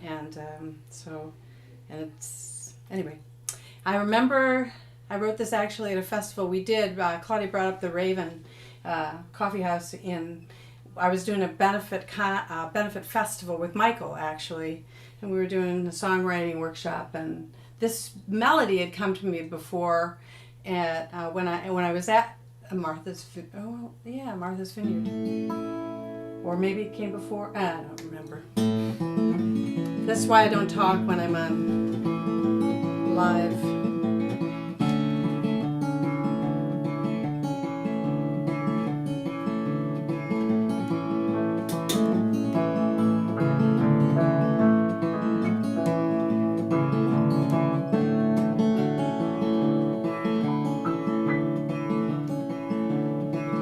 If you're coming in the summer, you'd be better to split off on 35.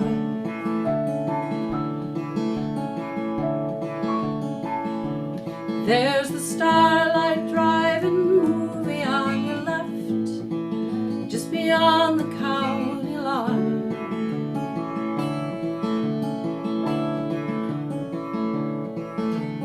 Right after that, you'll see two silos.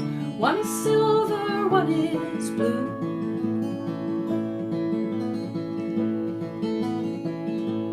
About a quarter-mile further, make a left on the Highway too.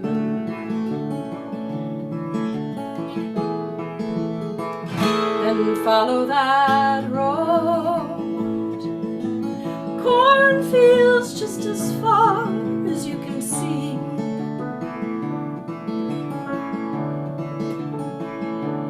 Follow that road, back through time, back through distance, back to me.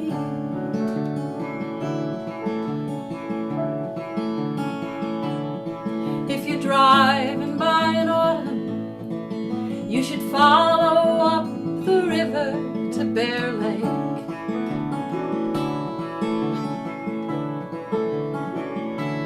That's the time to see the colors. There's an old covered bridge you'll want to take.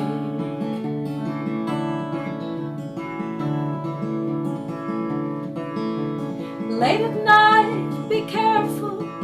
Just be sure to watch for deer out in the road.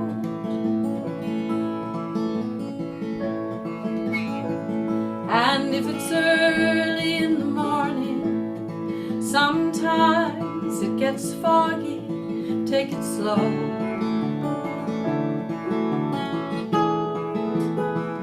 But follow that road, sugar maples far as you can see.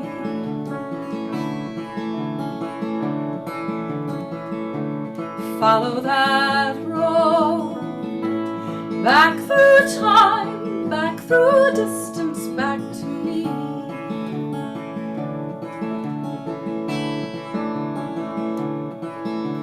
And if you get the notion in December to drop by for just a day, any day, there's that tiny little road that no one knows about. It's safe to go that way.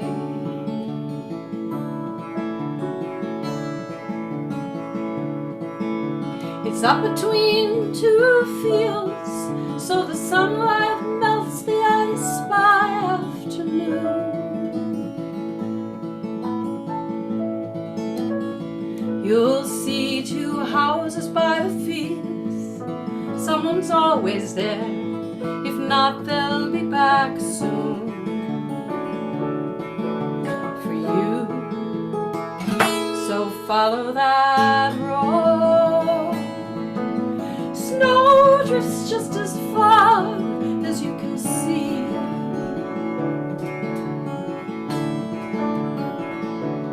Follow that road, back through time, back through distance, back to me. Play Michael's part.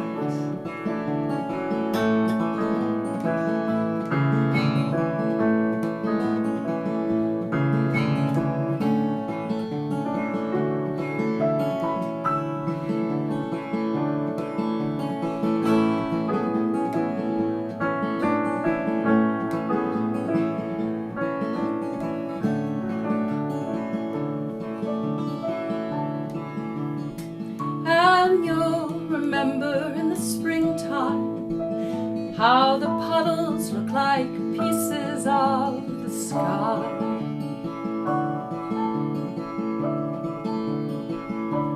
Fallen down by the roadside to delight any stranger passing by.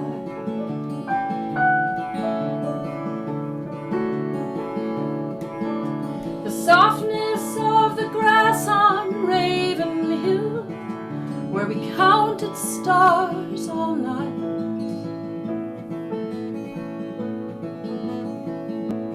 You must know how much I miss you, and that any way you get here is alright. Alright, just follow that road. Wildflowers as far as you can see.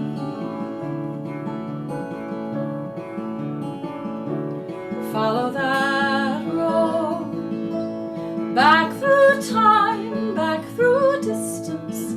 back to me, oh, back to me, just to follow that road.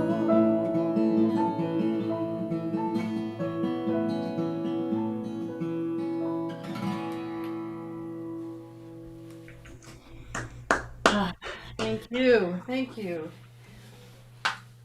Well, this communicating through the window of the computer is frustrating for many of us as musicians. As a therapist doing sessions online, it's also very frustrating. And Al had come down. We were working on a proposal for a Rockefeller Foundation grant to Bellagio, Italy, in March.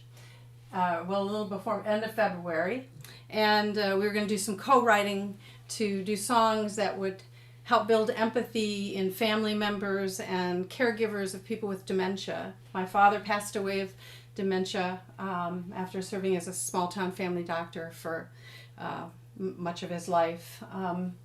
And then we thought, well, what songs could we give as an example of our work? He had helped co-write, he wrote the melody and the chords for My Daughter and Vincent Van Gogh, which is a song of mine, and he had written I'll Love You Forever, and he'd written a number of things that the trio, Priscilla Herdman, Cindy Manx, and I had done.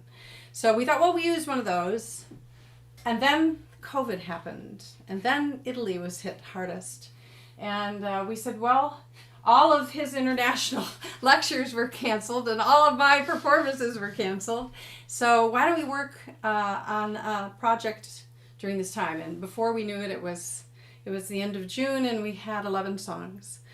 We just finished recording them at Scott Petito's studio, and Peter Erskine, my friend and co-writer, who actually produced the first record of all Michael Smith songs out in Los Angeles in 1992, I believe, was Peter brought Vince Mendoza in to do the arrangements, and we had wonderful musicians in Jackson Brown's studio, an album called October Child.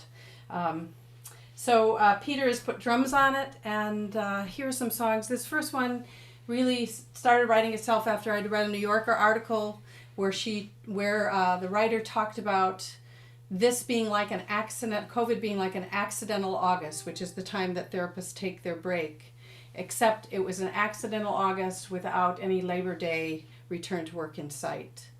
And that got me writing about that, and I started thinking of COVID as accidental August, constantly shifting and changing our perspective. And then I got a phone call in July that Michael was going to be doing hospice with my dear friend Jamie in Chicago, and had asked that I come and help her care for him. And that sort of was part of what informed the title cut, Accidental August.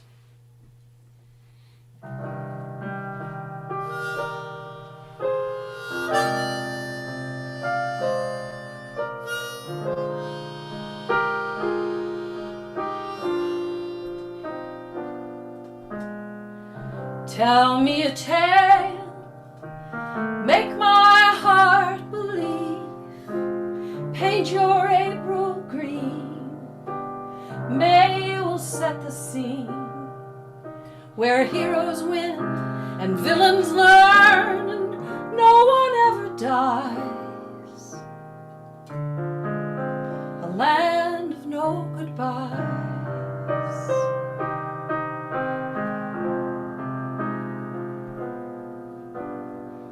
May wandered off, June is almost here, July is pushing through, falling into blue, with days too hot and nights so warm, time raps on the door, the cold wind across the floor.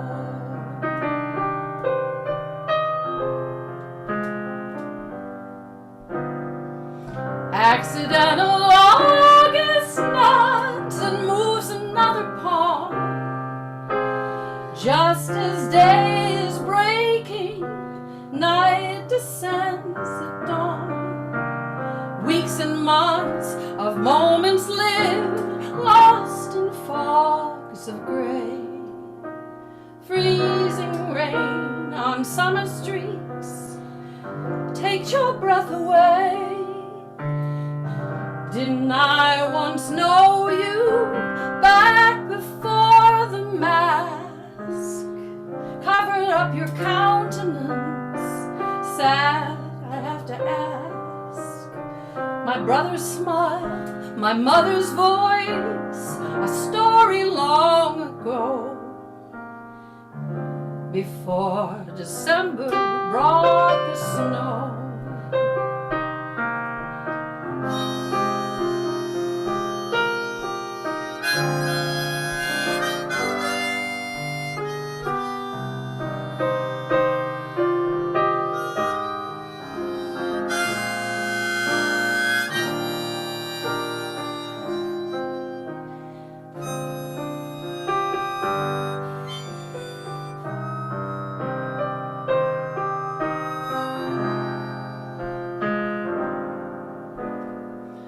Accidental August nuts and moves another pawn. Just as day is breaking, night descends at dawn. Weeks and months of moments lived, lost in fogs of gray. Freezing rain on summer streets takes your breath away. Tell me a tale, make my heart believe. Paint your April green, May will set the scene, where heroes win and villains learn and no one ever dies. A land of no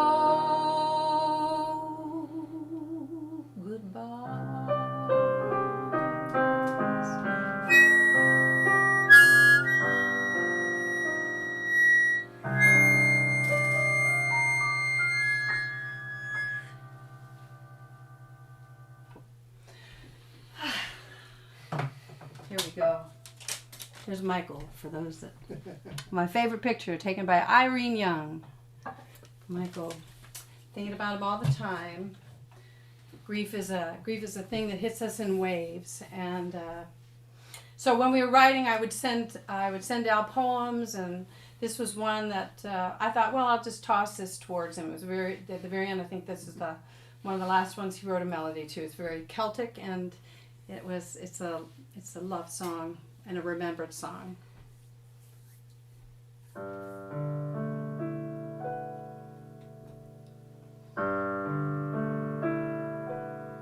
I'll remember you in the gloaming, in the shimmering edge of the day, out where the tall grass touches the sand and the sand reaches out to the bay. Or in the cathedral of cedar, stars tangled into your hair. You and the stars were the world to me then, so I will remember you there. We would stand at the top of the earth, with the future stretched out beneath.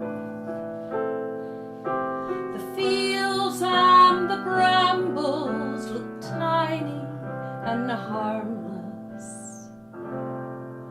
We knew no deceit. Before we tumbled and bruised our way back, tearing the wings off our feet, I'll remember you by the water setting deep in your eyes. Your brown hands full of the gifts of the sea, reflecting the fathomless skies. Or heavy your head on my shoulder, sorrow and laughter entwined, outlined in shadows, these memories so bright. And there, in the last light defined, I'll remember you in the gloaming.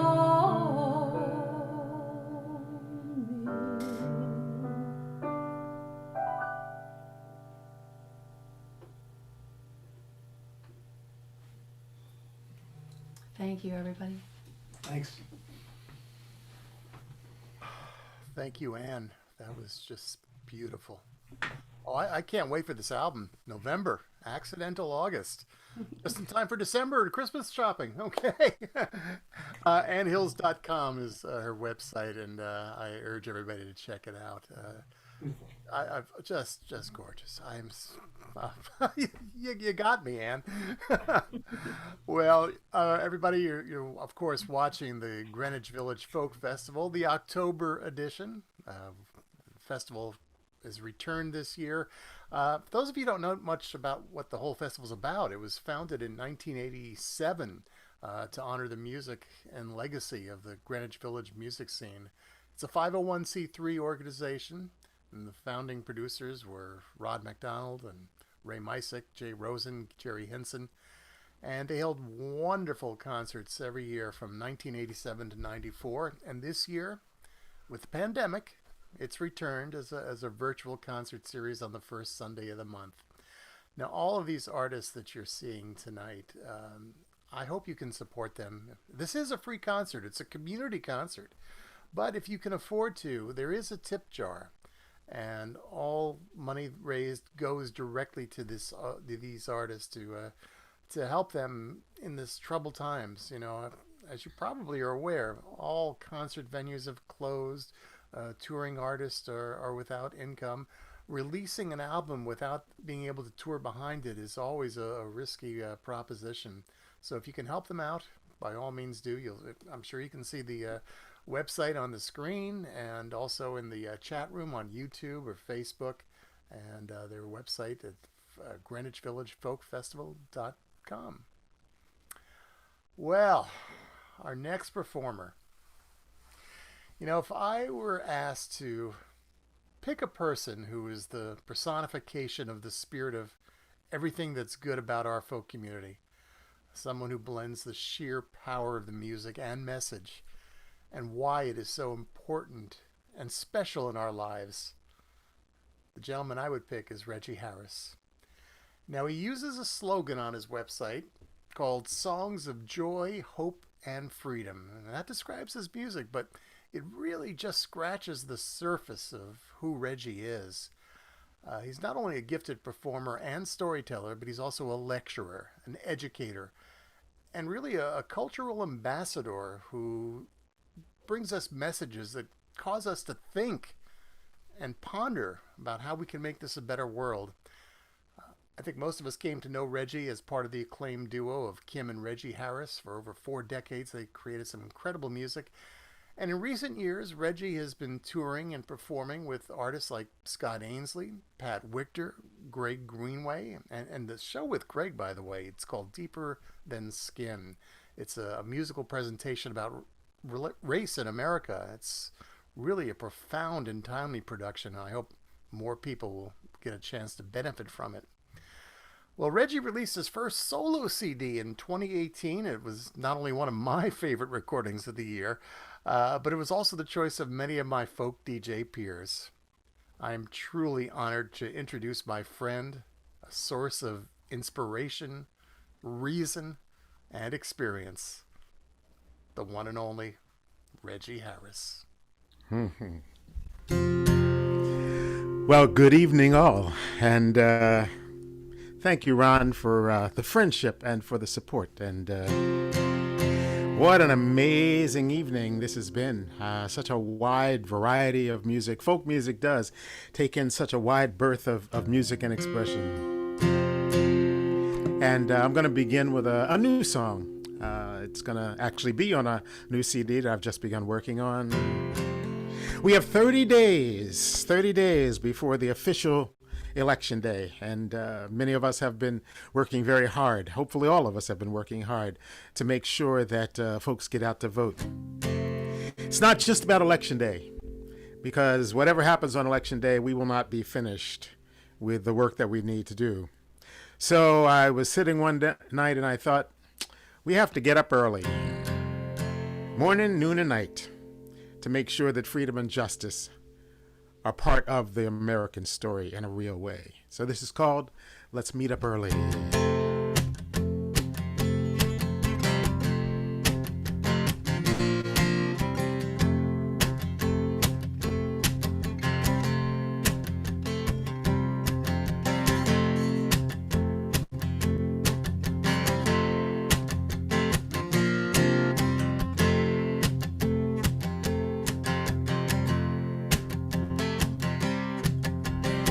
We got a hard fight coming.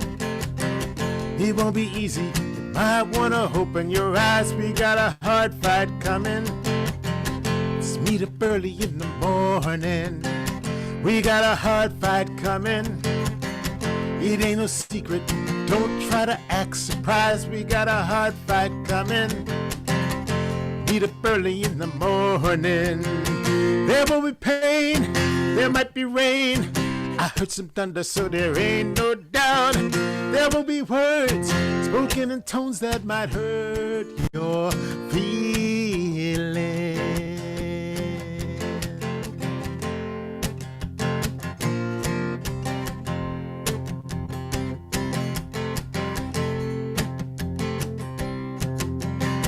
We got a hard fight coming. This won't be easy. You might want to open your eyes. We got a hard fight coming. Let's meet up early in the morning. We got a hard fight coming. It ain't no secret. You might want to wear a disguise. We got a hard fight coming. Let's meet up early in the morning.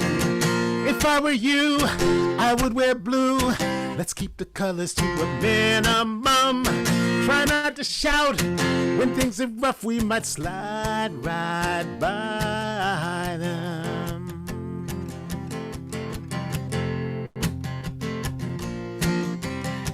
We got a hard fight coming.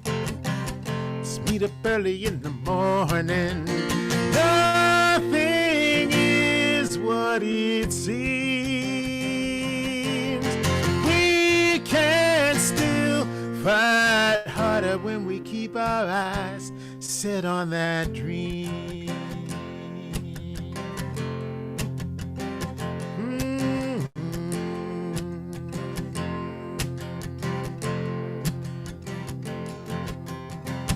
We got a hard fight coming.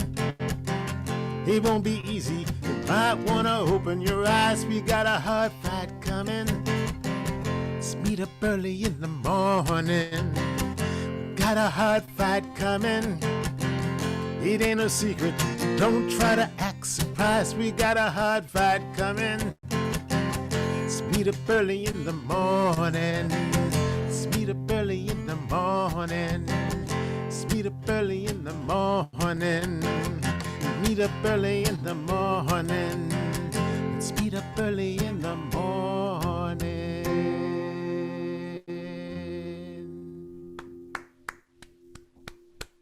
All right, Ridge.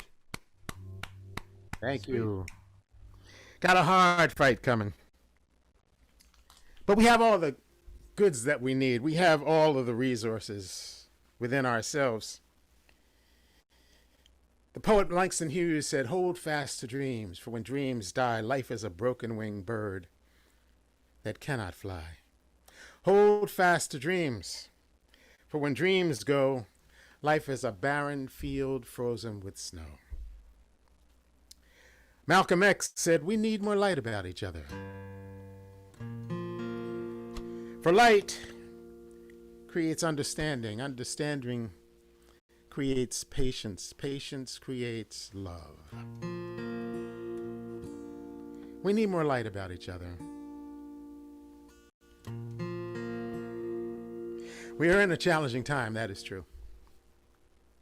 But we are also in a time of possibility, a window of opportunity. The show that I do with Greg Greenway is a narrative and song-based show, telling our stories of how our friendship was formed across racial boundaries, across regional boundaries. We are in a place where we are now, maybe for the first time in a long time, really looking at the different narratives that we all have. So many times we are challenged by those narratives in ways that make us back away from each other. But it's by opening our eyes and our ears and our hearts that indeed we might, in this time, realize the dream. We sit alone together, each from a different world,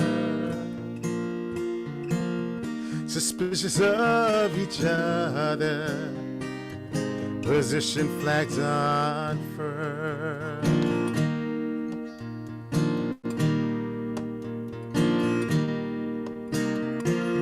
So much lies broken between us, lines of connection now, standing in ruins of pain and mistrust, searching for common ground.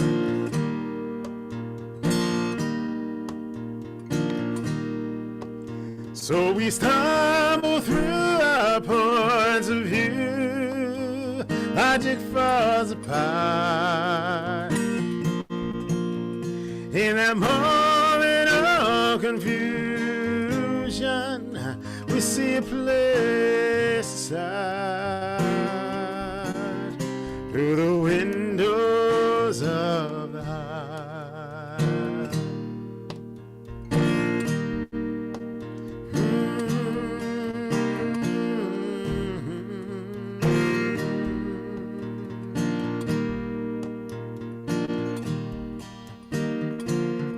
We sit in silence and wonder, where do we go from here? Frustration dragging us under, no resolution clear. We feel the anger, this desperation to turn this world around. Each of our faces a mirror, searching for common ground.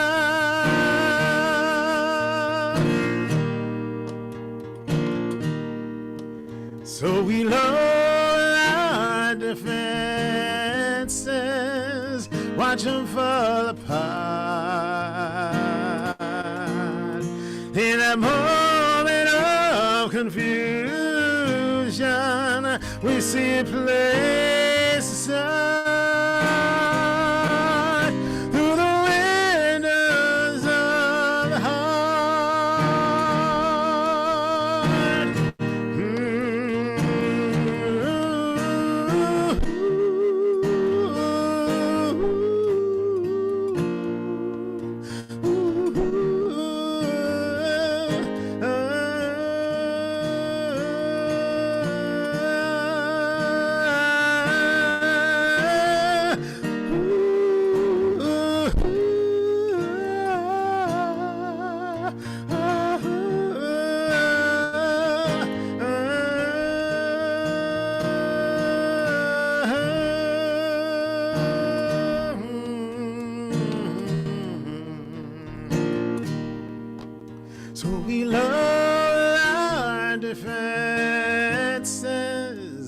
watch them fall apart. In that moment of communion, we see a place to start through the windows of the heart.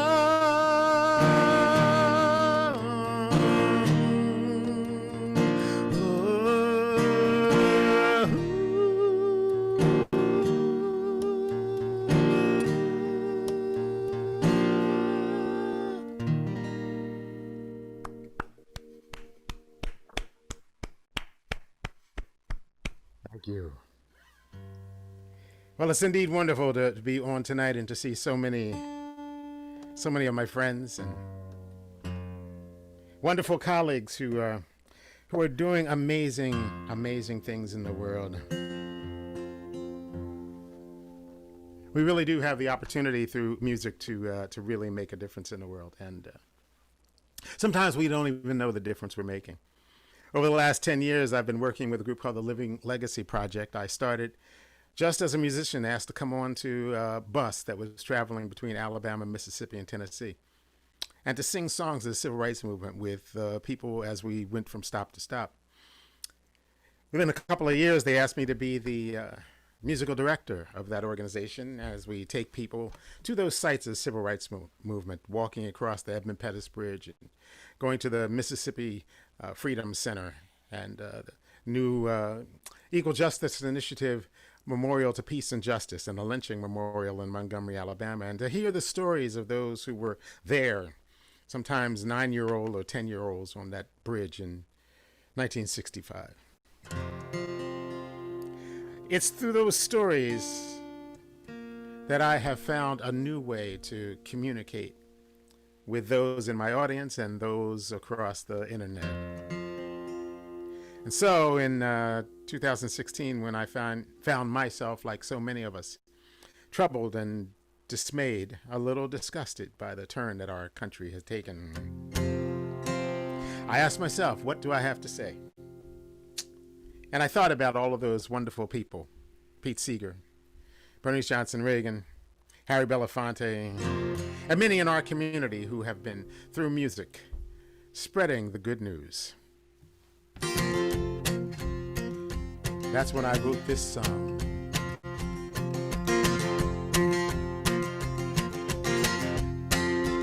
Pete Seeger once said to me when I was complaining about how bad things were, saying, what should we do?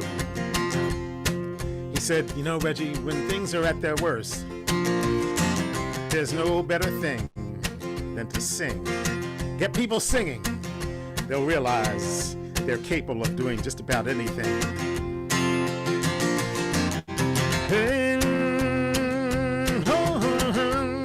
So keep on keeping on.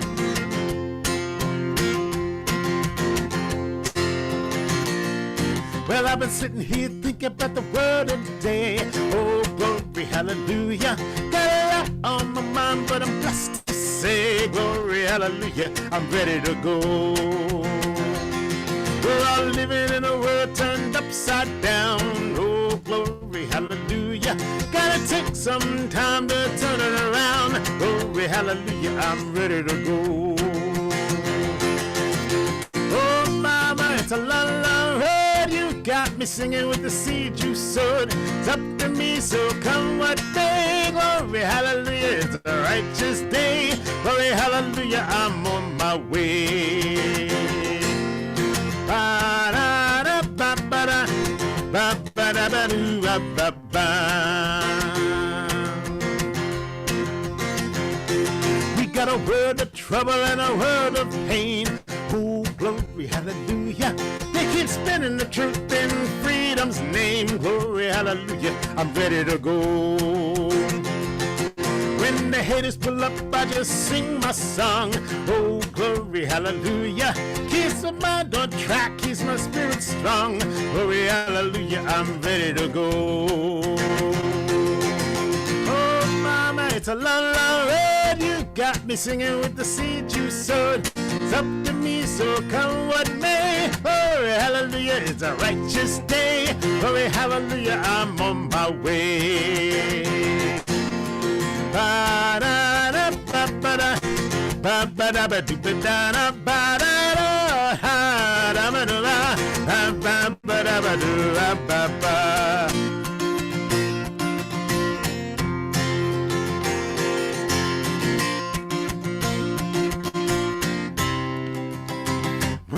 I know I can't do this all by myself. Oh, glory, hallelujah. It's a long, hard journey, gonna need some help. Glory, hallelujah, I'm ready to go. Well, I'm sitting here thinking about the world today. Oh, glory, hallelujah. Got friends by my side, and I'm blessed to say, glory, hallelujah, I'm ready to go. Oh, mama, it's a long, long road. You got me singing with the seed you sowed. Up to me, so come what may. Glory, hallelujah, it's a righteous day. Glory, hallelujah, I'm on my way. And we're singing now, ba-da-ba-ba-da, ba-ba-da-ba-do-ba-da-da-ba, da-ba-do-ba, ba-ba-ba-da-ba-do-ba-ba-ba, ba-da-ba-ba-da, ba-ba-da-ba-do-ba-da-ba-da-ba, ba-da-ba-do-ba, ba-ba-ba-da-ba-do-ba-ba-ba.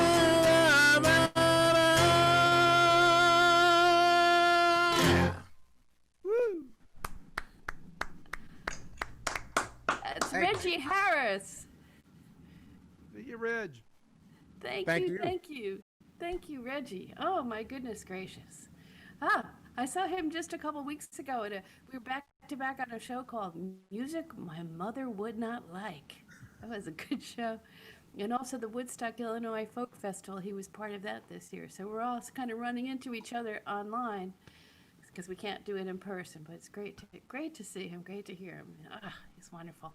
And we're coming up to our closing performer. Just want to thank everyone who's come before. Before Reggie, we heard Ann Hills with Al Power on piano, Claudia Schmidt, special surprise guest Cliff Eberhardt, the spirit of Michael Smith, Mark Johnson, Tom Russell, all the way from Switzerland, Lisa Gutkin, David Amram, and Mustard's Retreat.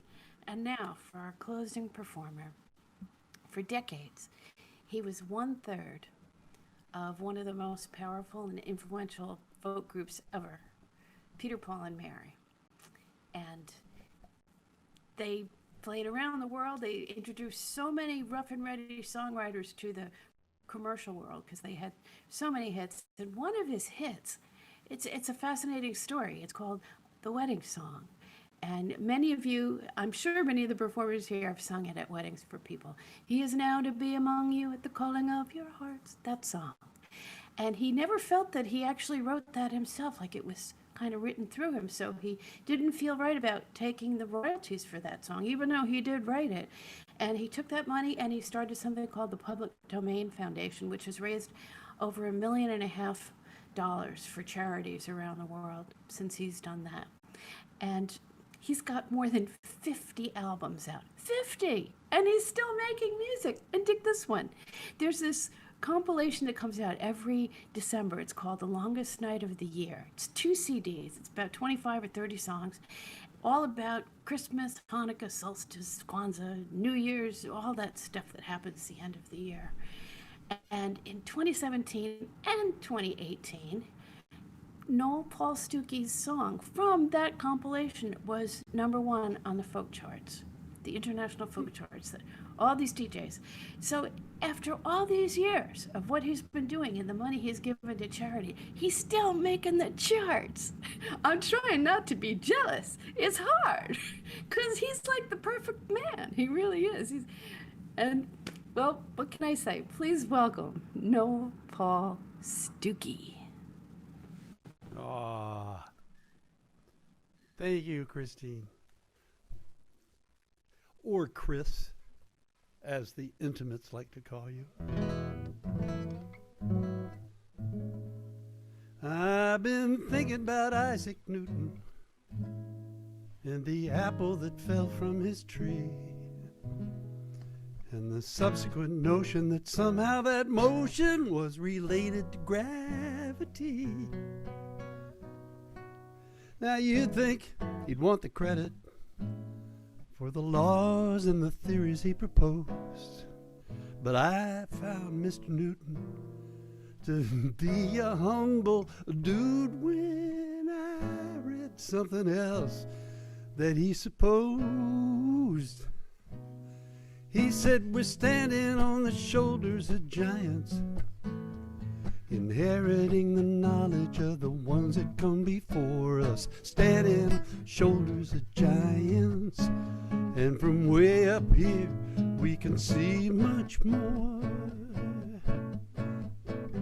Well, I'm just a songwriter, but the thought did occur to me, if the theory is true, then what about the musical part of our history? Aren't we all standing on the shoulders, standing on the shoulders, standing on the shoulders of the ones that come before us, standing shoulders, standing on the shoulders, standing on the shoulders.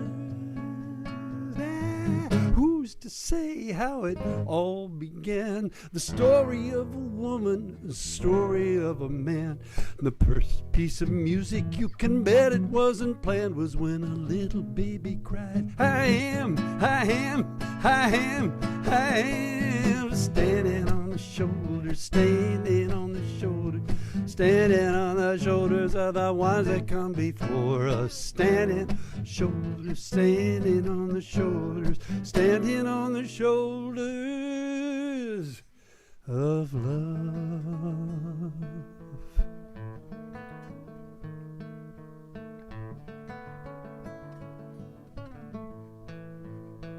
Hey, it's not that kind of music, he said with a smile.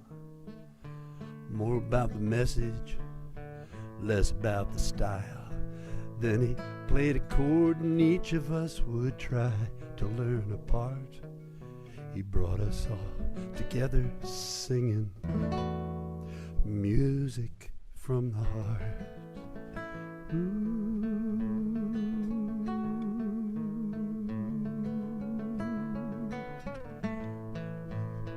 It was a lesson in harmony, and we'd make that joyful sound. It was a song about spirits reaching for that higher ground.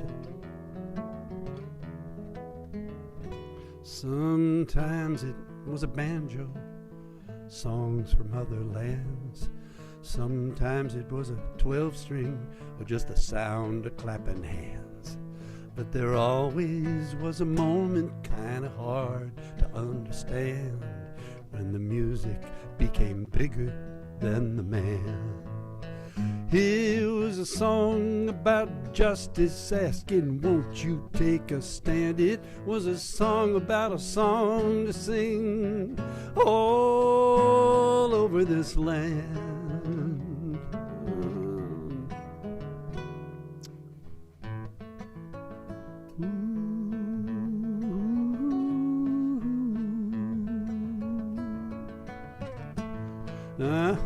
Nah, it's not that kind of music, I still can hear him say, though the 12 strings on the wall now, waiting for a brighter day.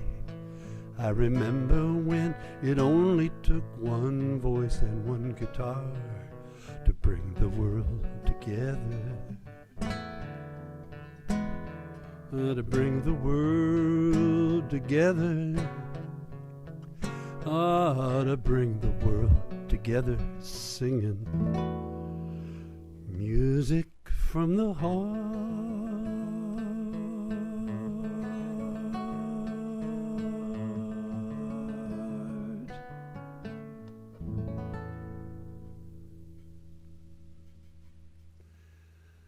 I didn't know it when I started writing it.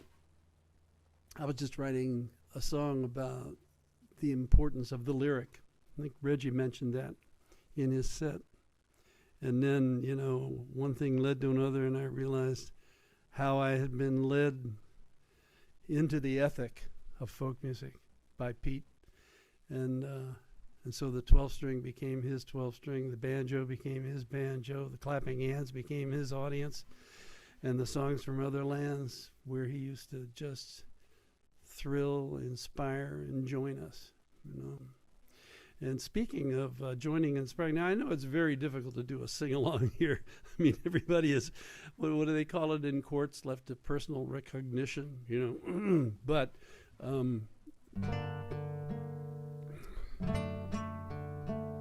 this is a piece of folk music. Oh, beautiful for spacious skies, for amber waves of grain, for purple mountain majesties above the fruited plain. America, America, God shed his grace on thee and crown thy good with brotherhood from sea to shining sea.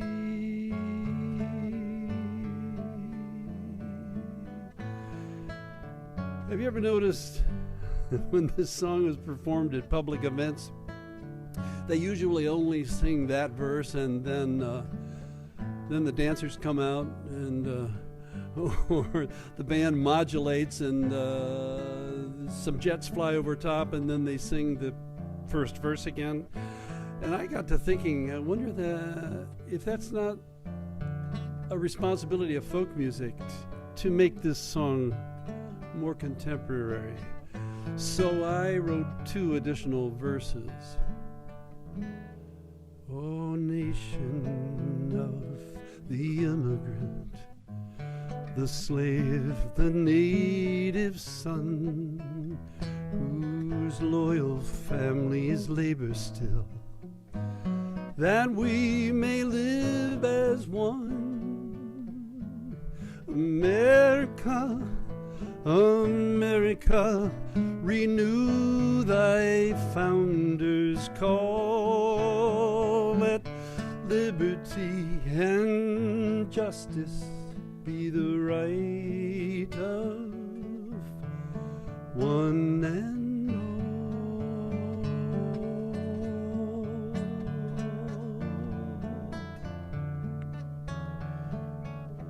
Oh, bountiful of forest green, of lake and fertile lands, where seeds of hope are tended by thy sons and daughters' hands.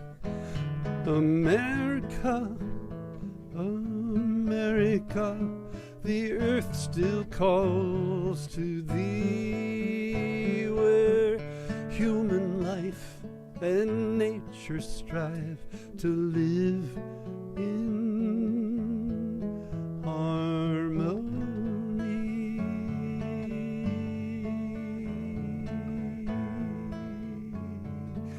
Here comes that first verse. Let's try to sing it in the privacy of your own home.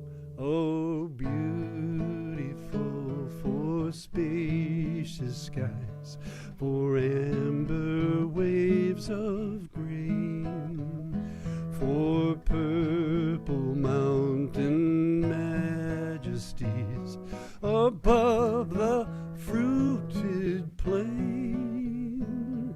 America, America, God shed his grace on thee and crown thy good with brotherhood from sea to shining sea.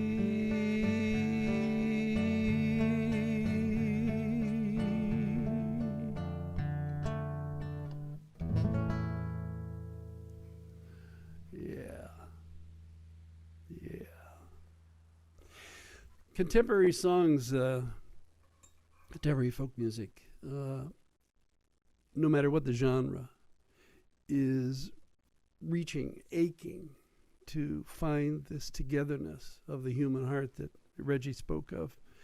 And And we've been given such a gift.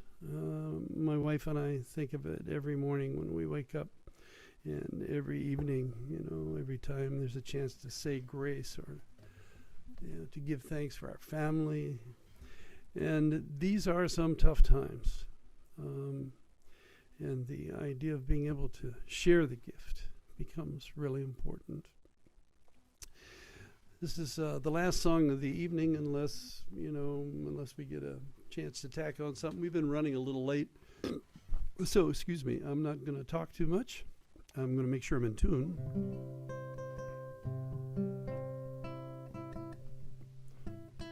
That's pretty good. All right.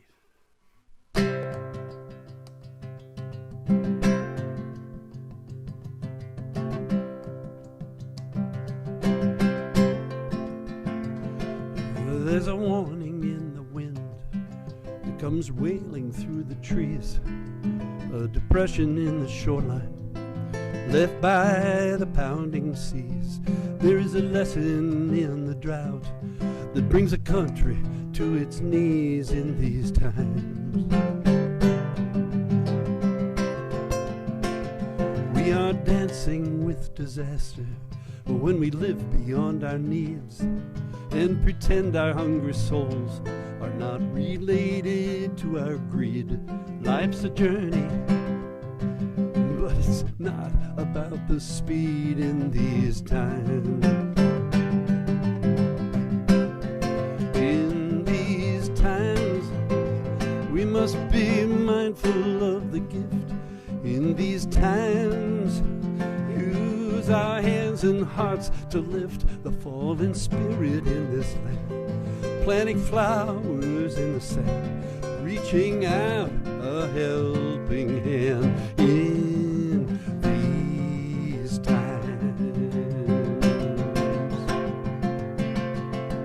As the perfect storm approaches and the gale around us roars, no longer can we close our eyes or hide behind our doors. Our choice is fewer now by what we've chosen to ignore in these times.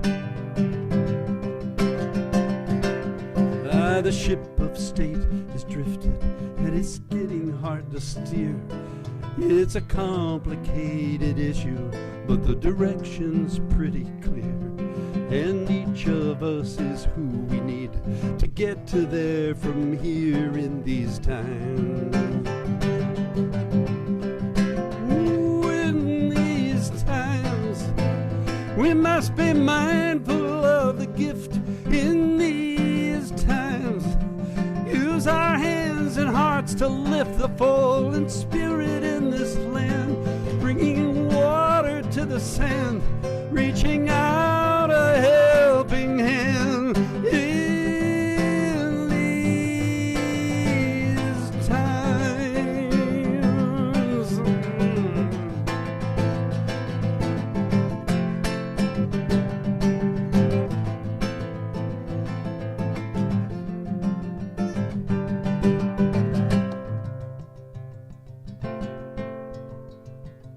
In everything that's living, there is a promise of a love planted in the seeds below and in the stars above.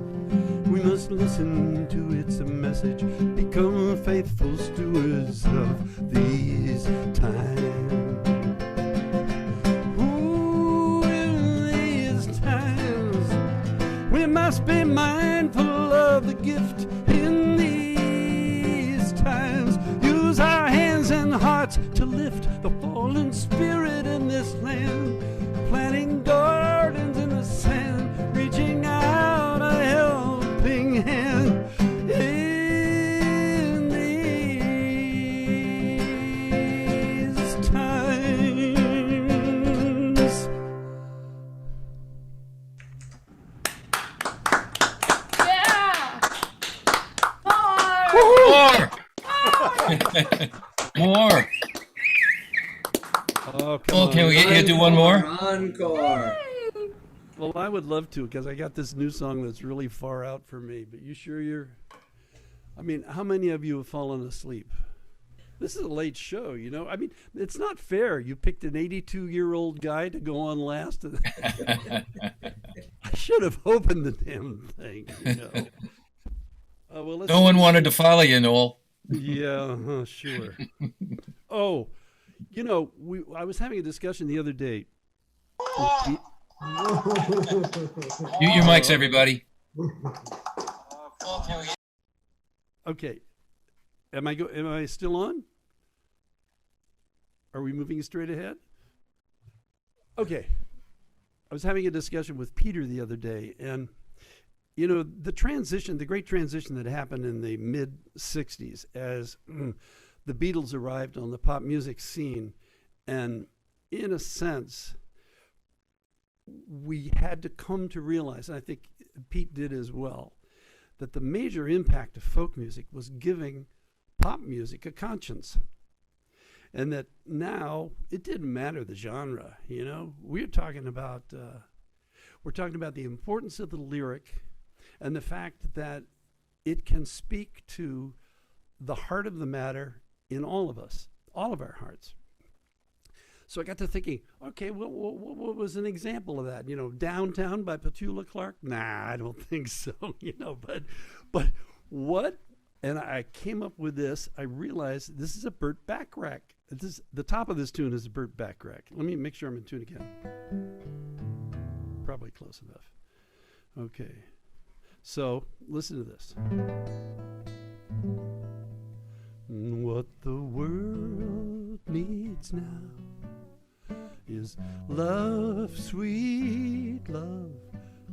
That's the only thing that there's just too little love.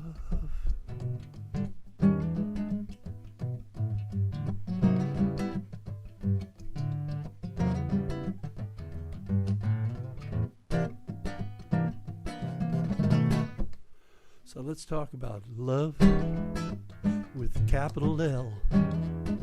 When was the last time you heard it spelled with the emphasis in the proper place? Ooh, yes, talk about love in the uppercase. Some might call it Amazing Grace, or the author of Time and Space, but let's talk about love, love, love, love, love. You may recall a situation,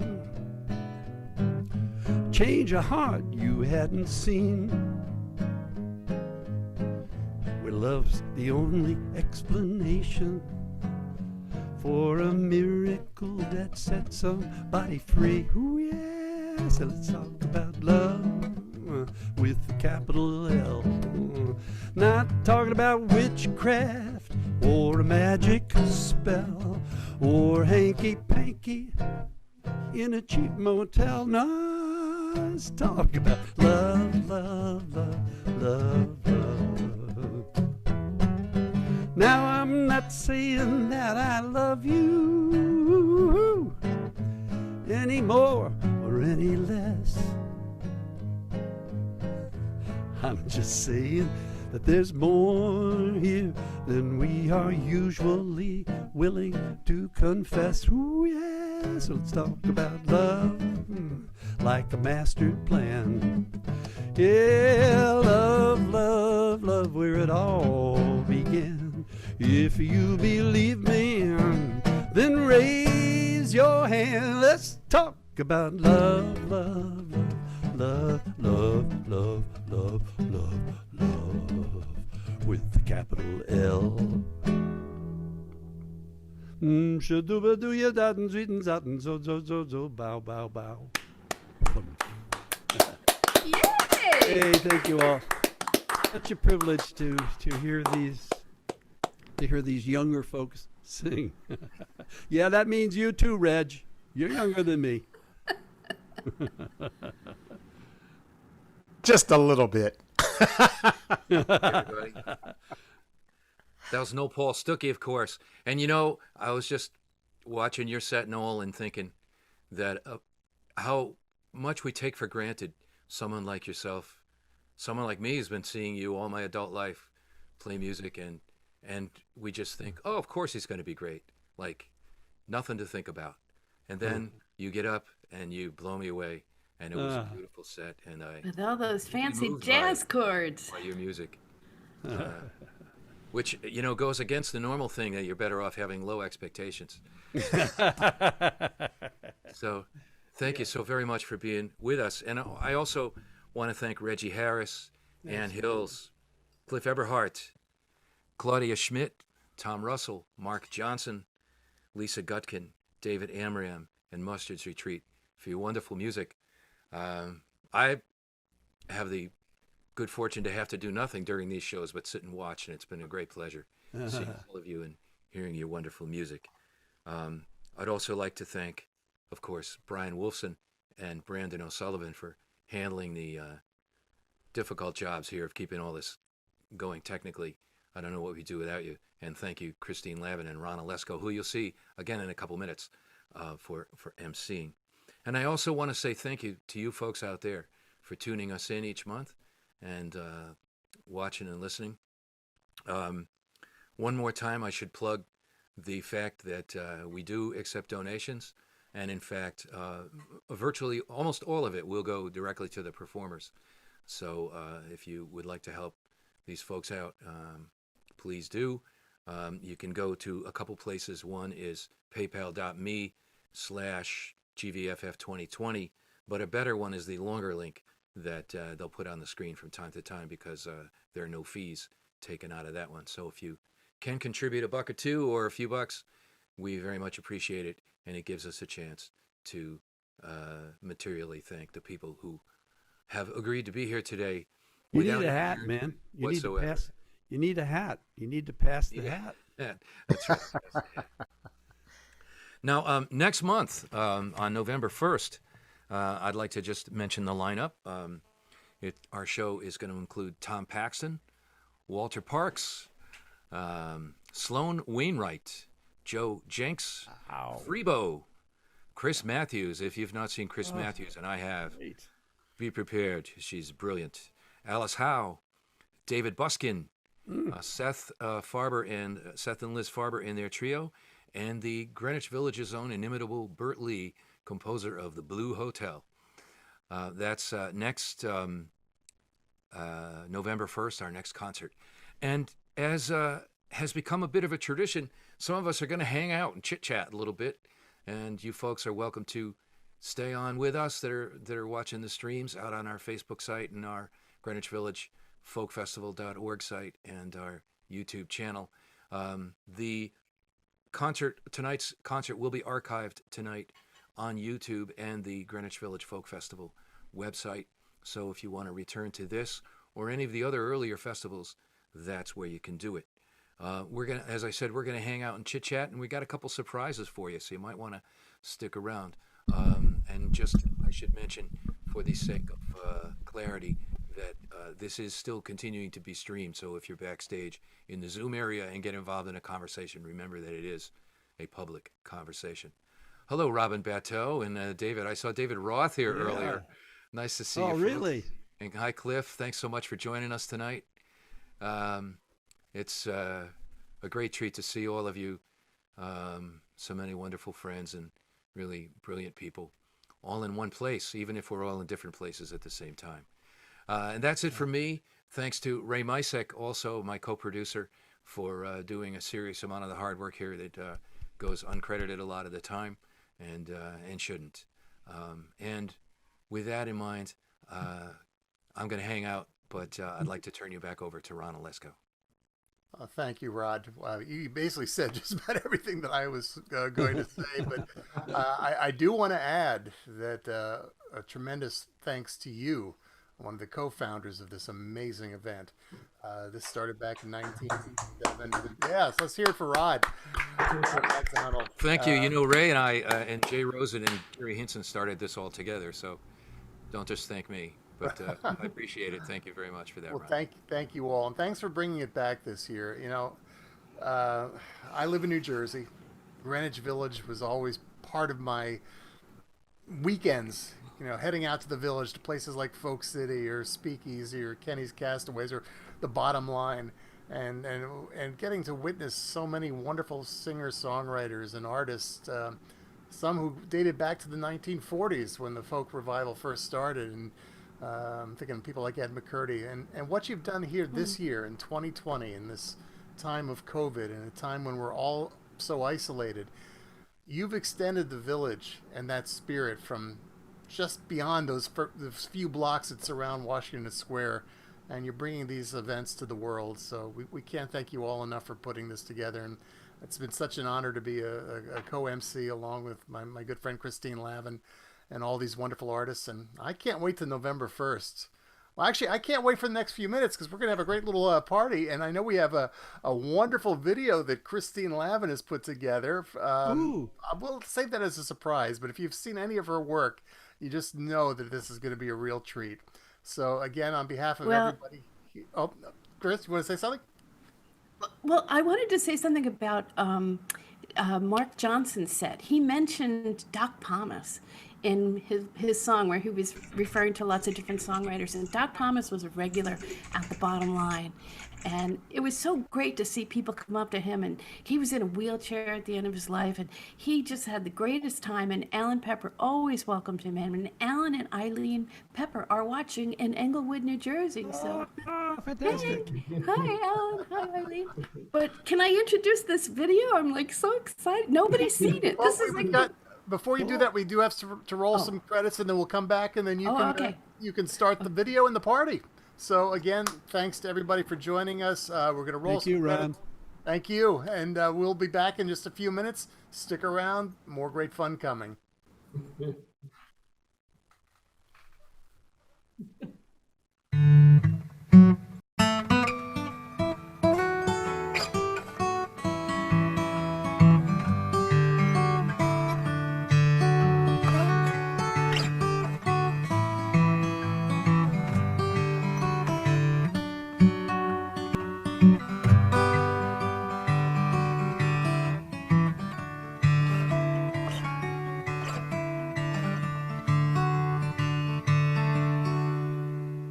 Last month, Robin Bateau was one of the performers, and he sang his song Guinevere.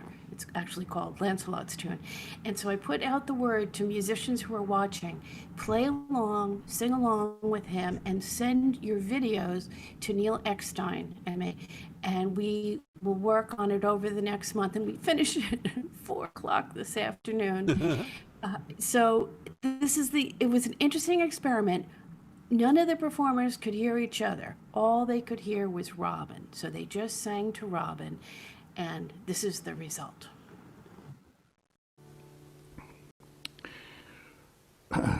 Marty Robertson gave me T.H. White's The Once and Future King to read, and I was so moved. The next morning I got up and picked up the guitar, started writing, and by nightfall I was in tears. And the Buskin and Bateau recorded the song first. The second was the wonderful Lucy Kaplansky, at the behest of the incredible Christine Lavin, produced by my erstwhile assistant, Sugar Sean Colvin. What a trio of angels. This is the song is about the eternal triangle, a man, a woman, a lawyer. No, it's about how through time we all get to dance on every corner of that triangle. Just like Guinevere, Arthur, and Lancelot, Helen, Paris, and Menelaus. I call it Lancelot's Tune. Guinevere, in my castle in Normandy, make a new home with me. Come follow me down, Guinevere. All my honor and glory will just be a story of the fall of the crown. Am I some dancing Lancelot who only falls in love with a woman who belongs to someone else? Is it just the blood of Paris running through my veins that sees a taken woman and myself I can't restrain? Is this knight of cups in his noble stance just a jack of clubs with an eye askance on the queen of hearts in a royal blue? I may shield the poor, but I can't save you. Guinevere, in my castle in Normandy, make a new home with me. Come follow me down, Guinevere. All my honor and glory will just be a story of the fall of the crown. Golden apples on the mountain, this one fell to me. We are planets in a heartless gravity. I never chose to make a choice. It felt like someone else's voice saying all those crazy things down on one knee. Cassandra never cast a shadow, now it's racing to the shore. Oh, the face that launched 1,000 ships is sailing one more. Guinevere, in my castle in Normandy,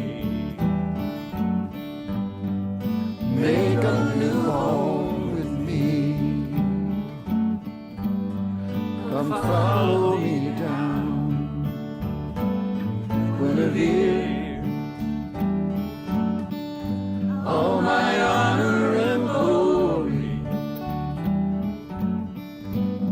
will just be a story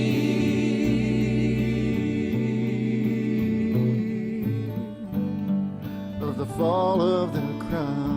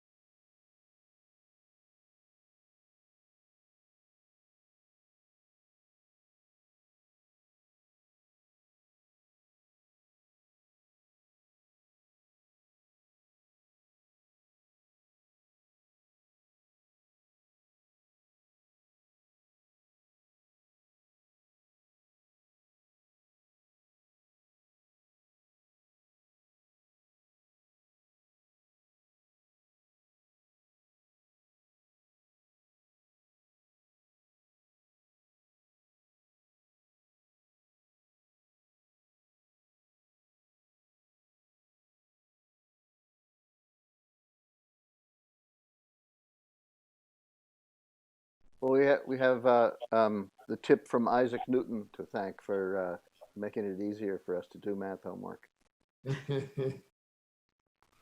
Which is? Standing on the shoulders of love. Yeah. Right. Oh, so Robin, how'd you like the? Oh, I am totally blown away by it. I mean, it's I'm numb from joy. You know, I've been seeing a little bit of the progress, and what a gift. You know, thank you, Christine. Thank you, Neil. It's just amazing what you've done, and you know, it's beyond flattering. It's it's like somebody just made Christmas presents for your kid, you know, for your child, and nothing's better. And thank you, thank you, thank you. Sure. And so we've got your partner in crime next month in November. Yeah, he's gonna do great. Okay.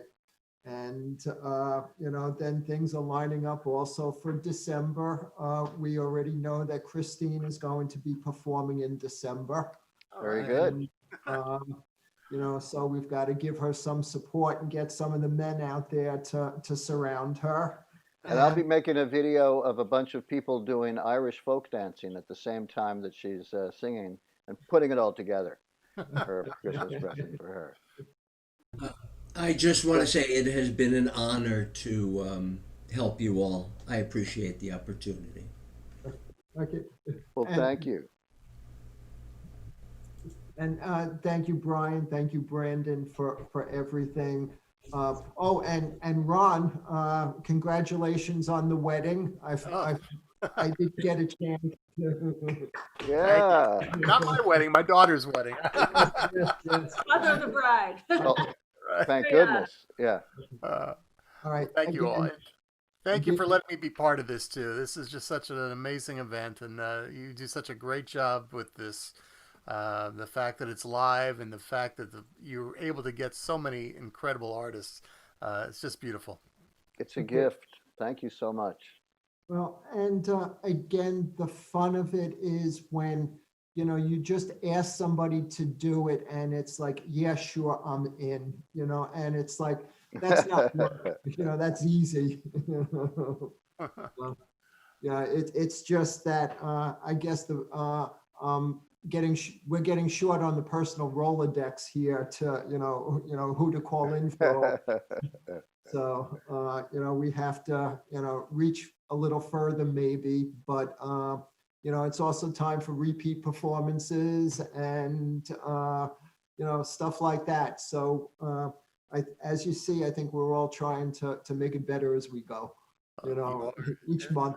The lineup you have next month, bringing in people like Chris Matthews and Alice Howe, some of these younger artists that are just doing some incredible things. So I think it's going to be a lot of fun. Good.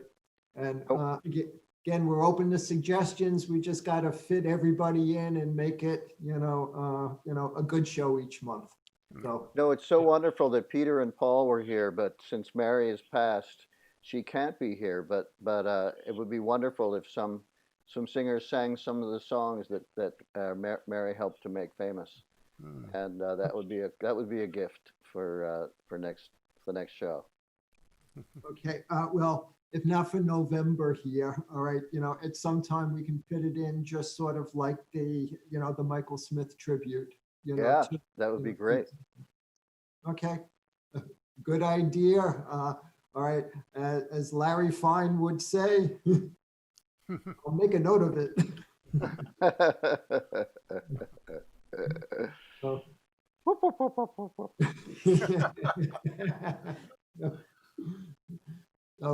all right. I don't know. I think we're sort of, you know, out of time. I think it's, I don't know if it's 30 seconds. All right. So I guess we may as well sign off. And again, thank you for everything, you know, Brian, Brandon, and keep in touch with everybody. Everybody keep talking. Remember to vote, wear the masks, and good night all. Thanks, everybody. Thanks, Christine. Thanks, Ron. Thanks, Brian. Thanks, Brandon. Thanks, Ray. Thanks, Rod. See you Amazing. in November. Yeah. See you in November. Okay. Unless we see you at the Kerrville campfires. Okay, fair enough. Take care.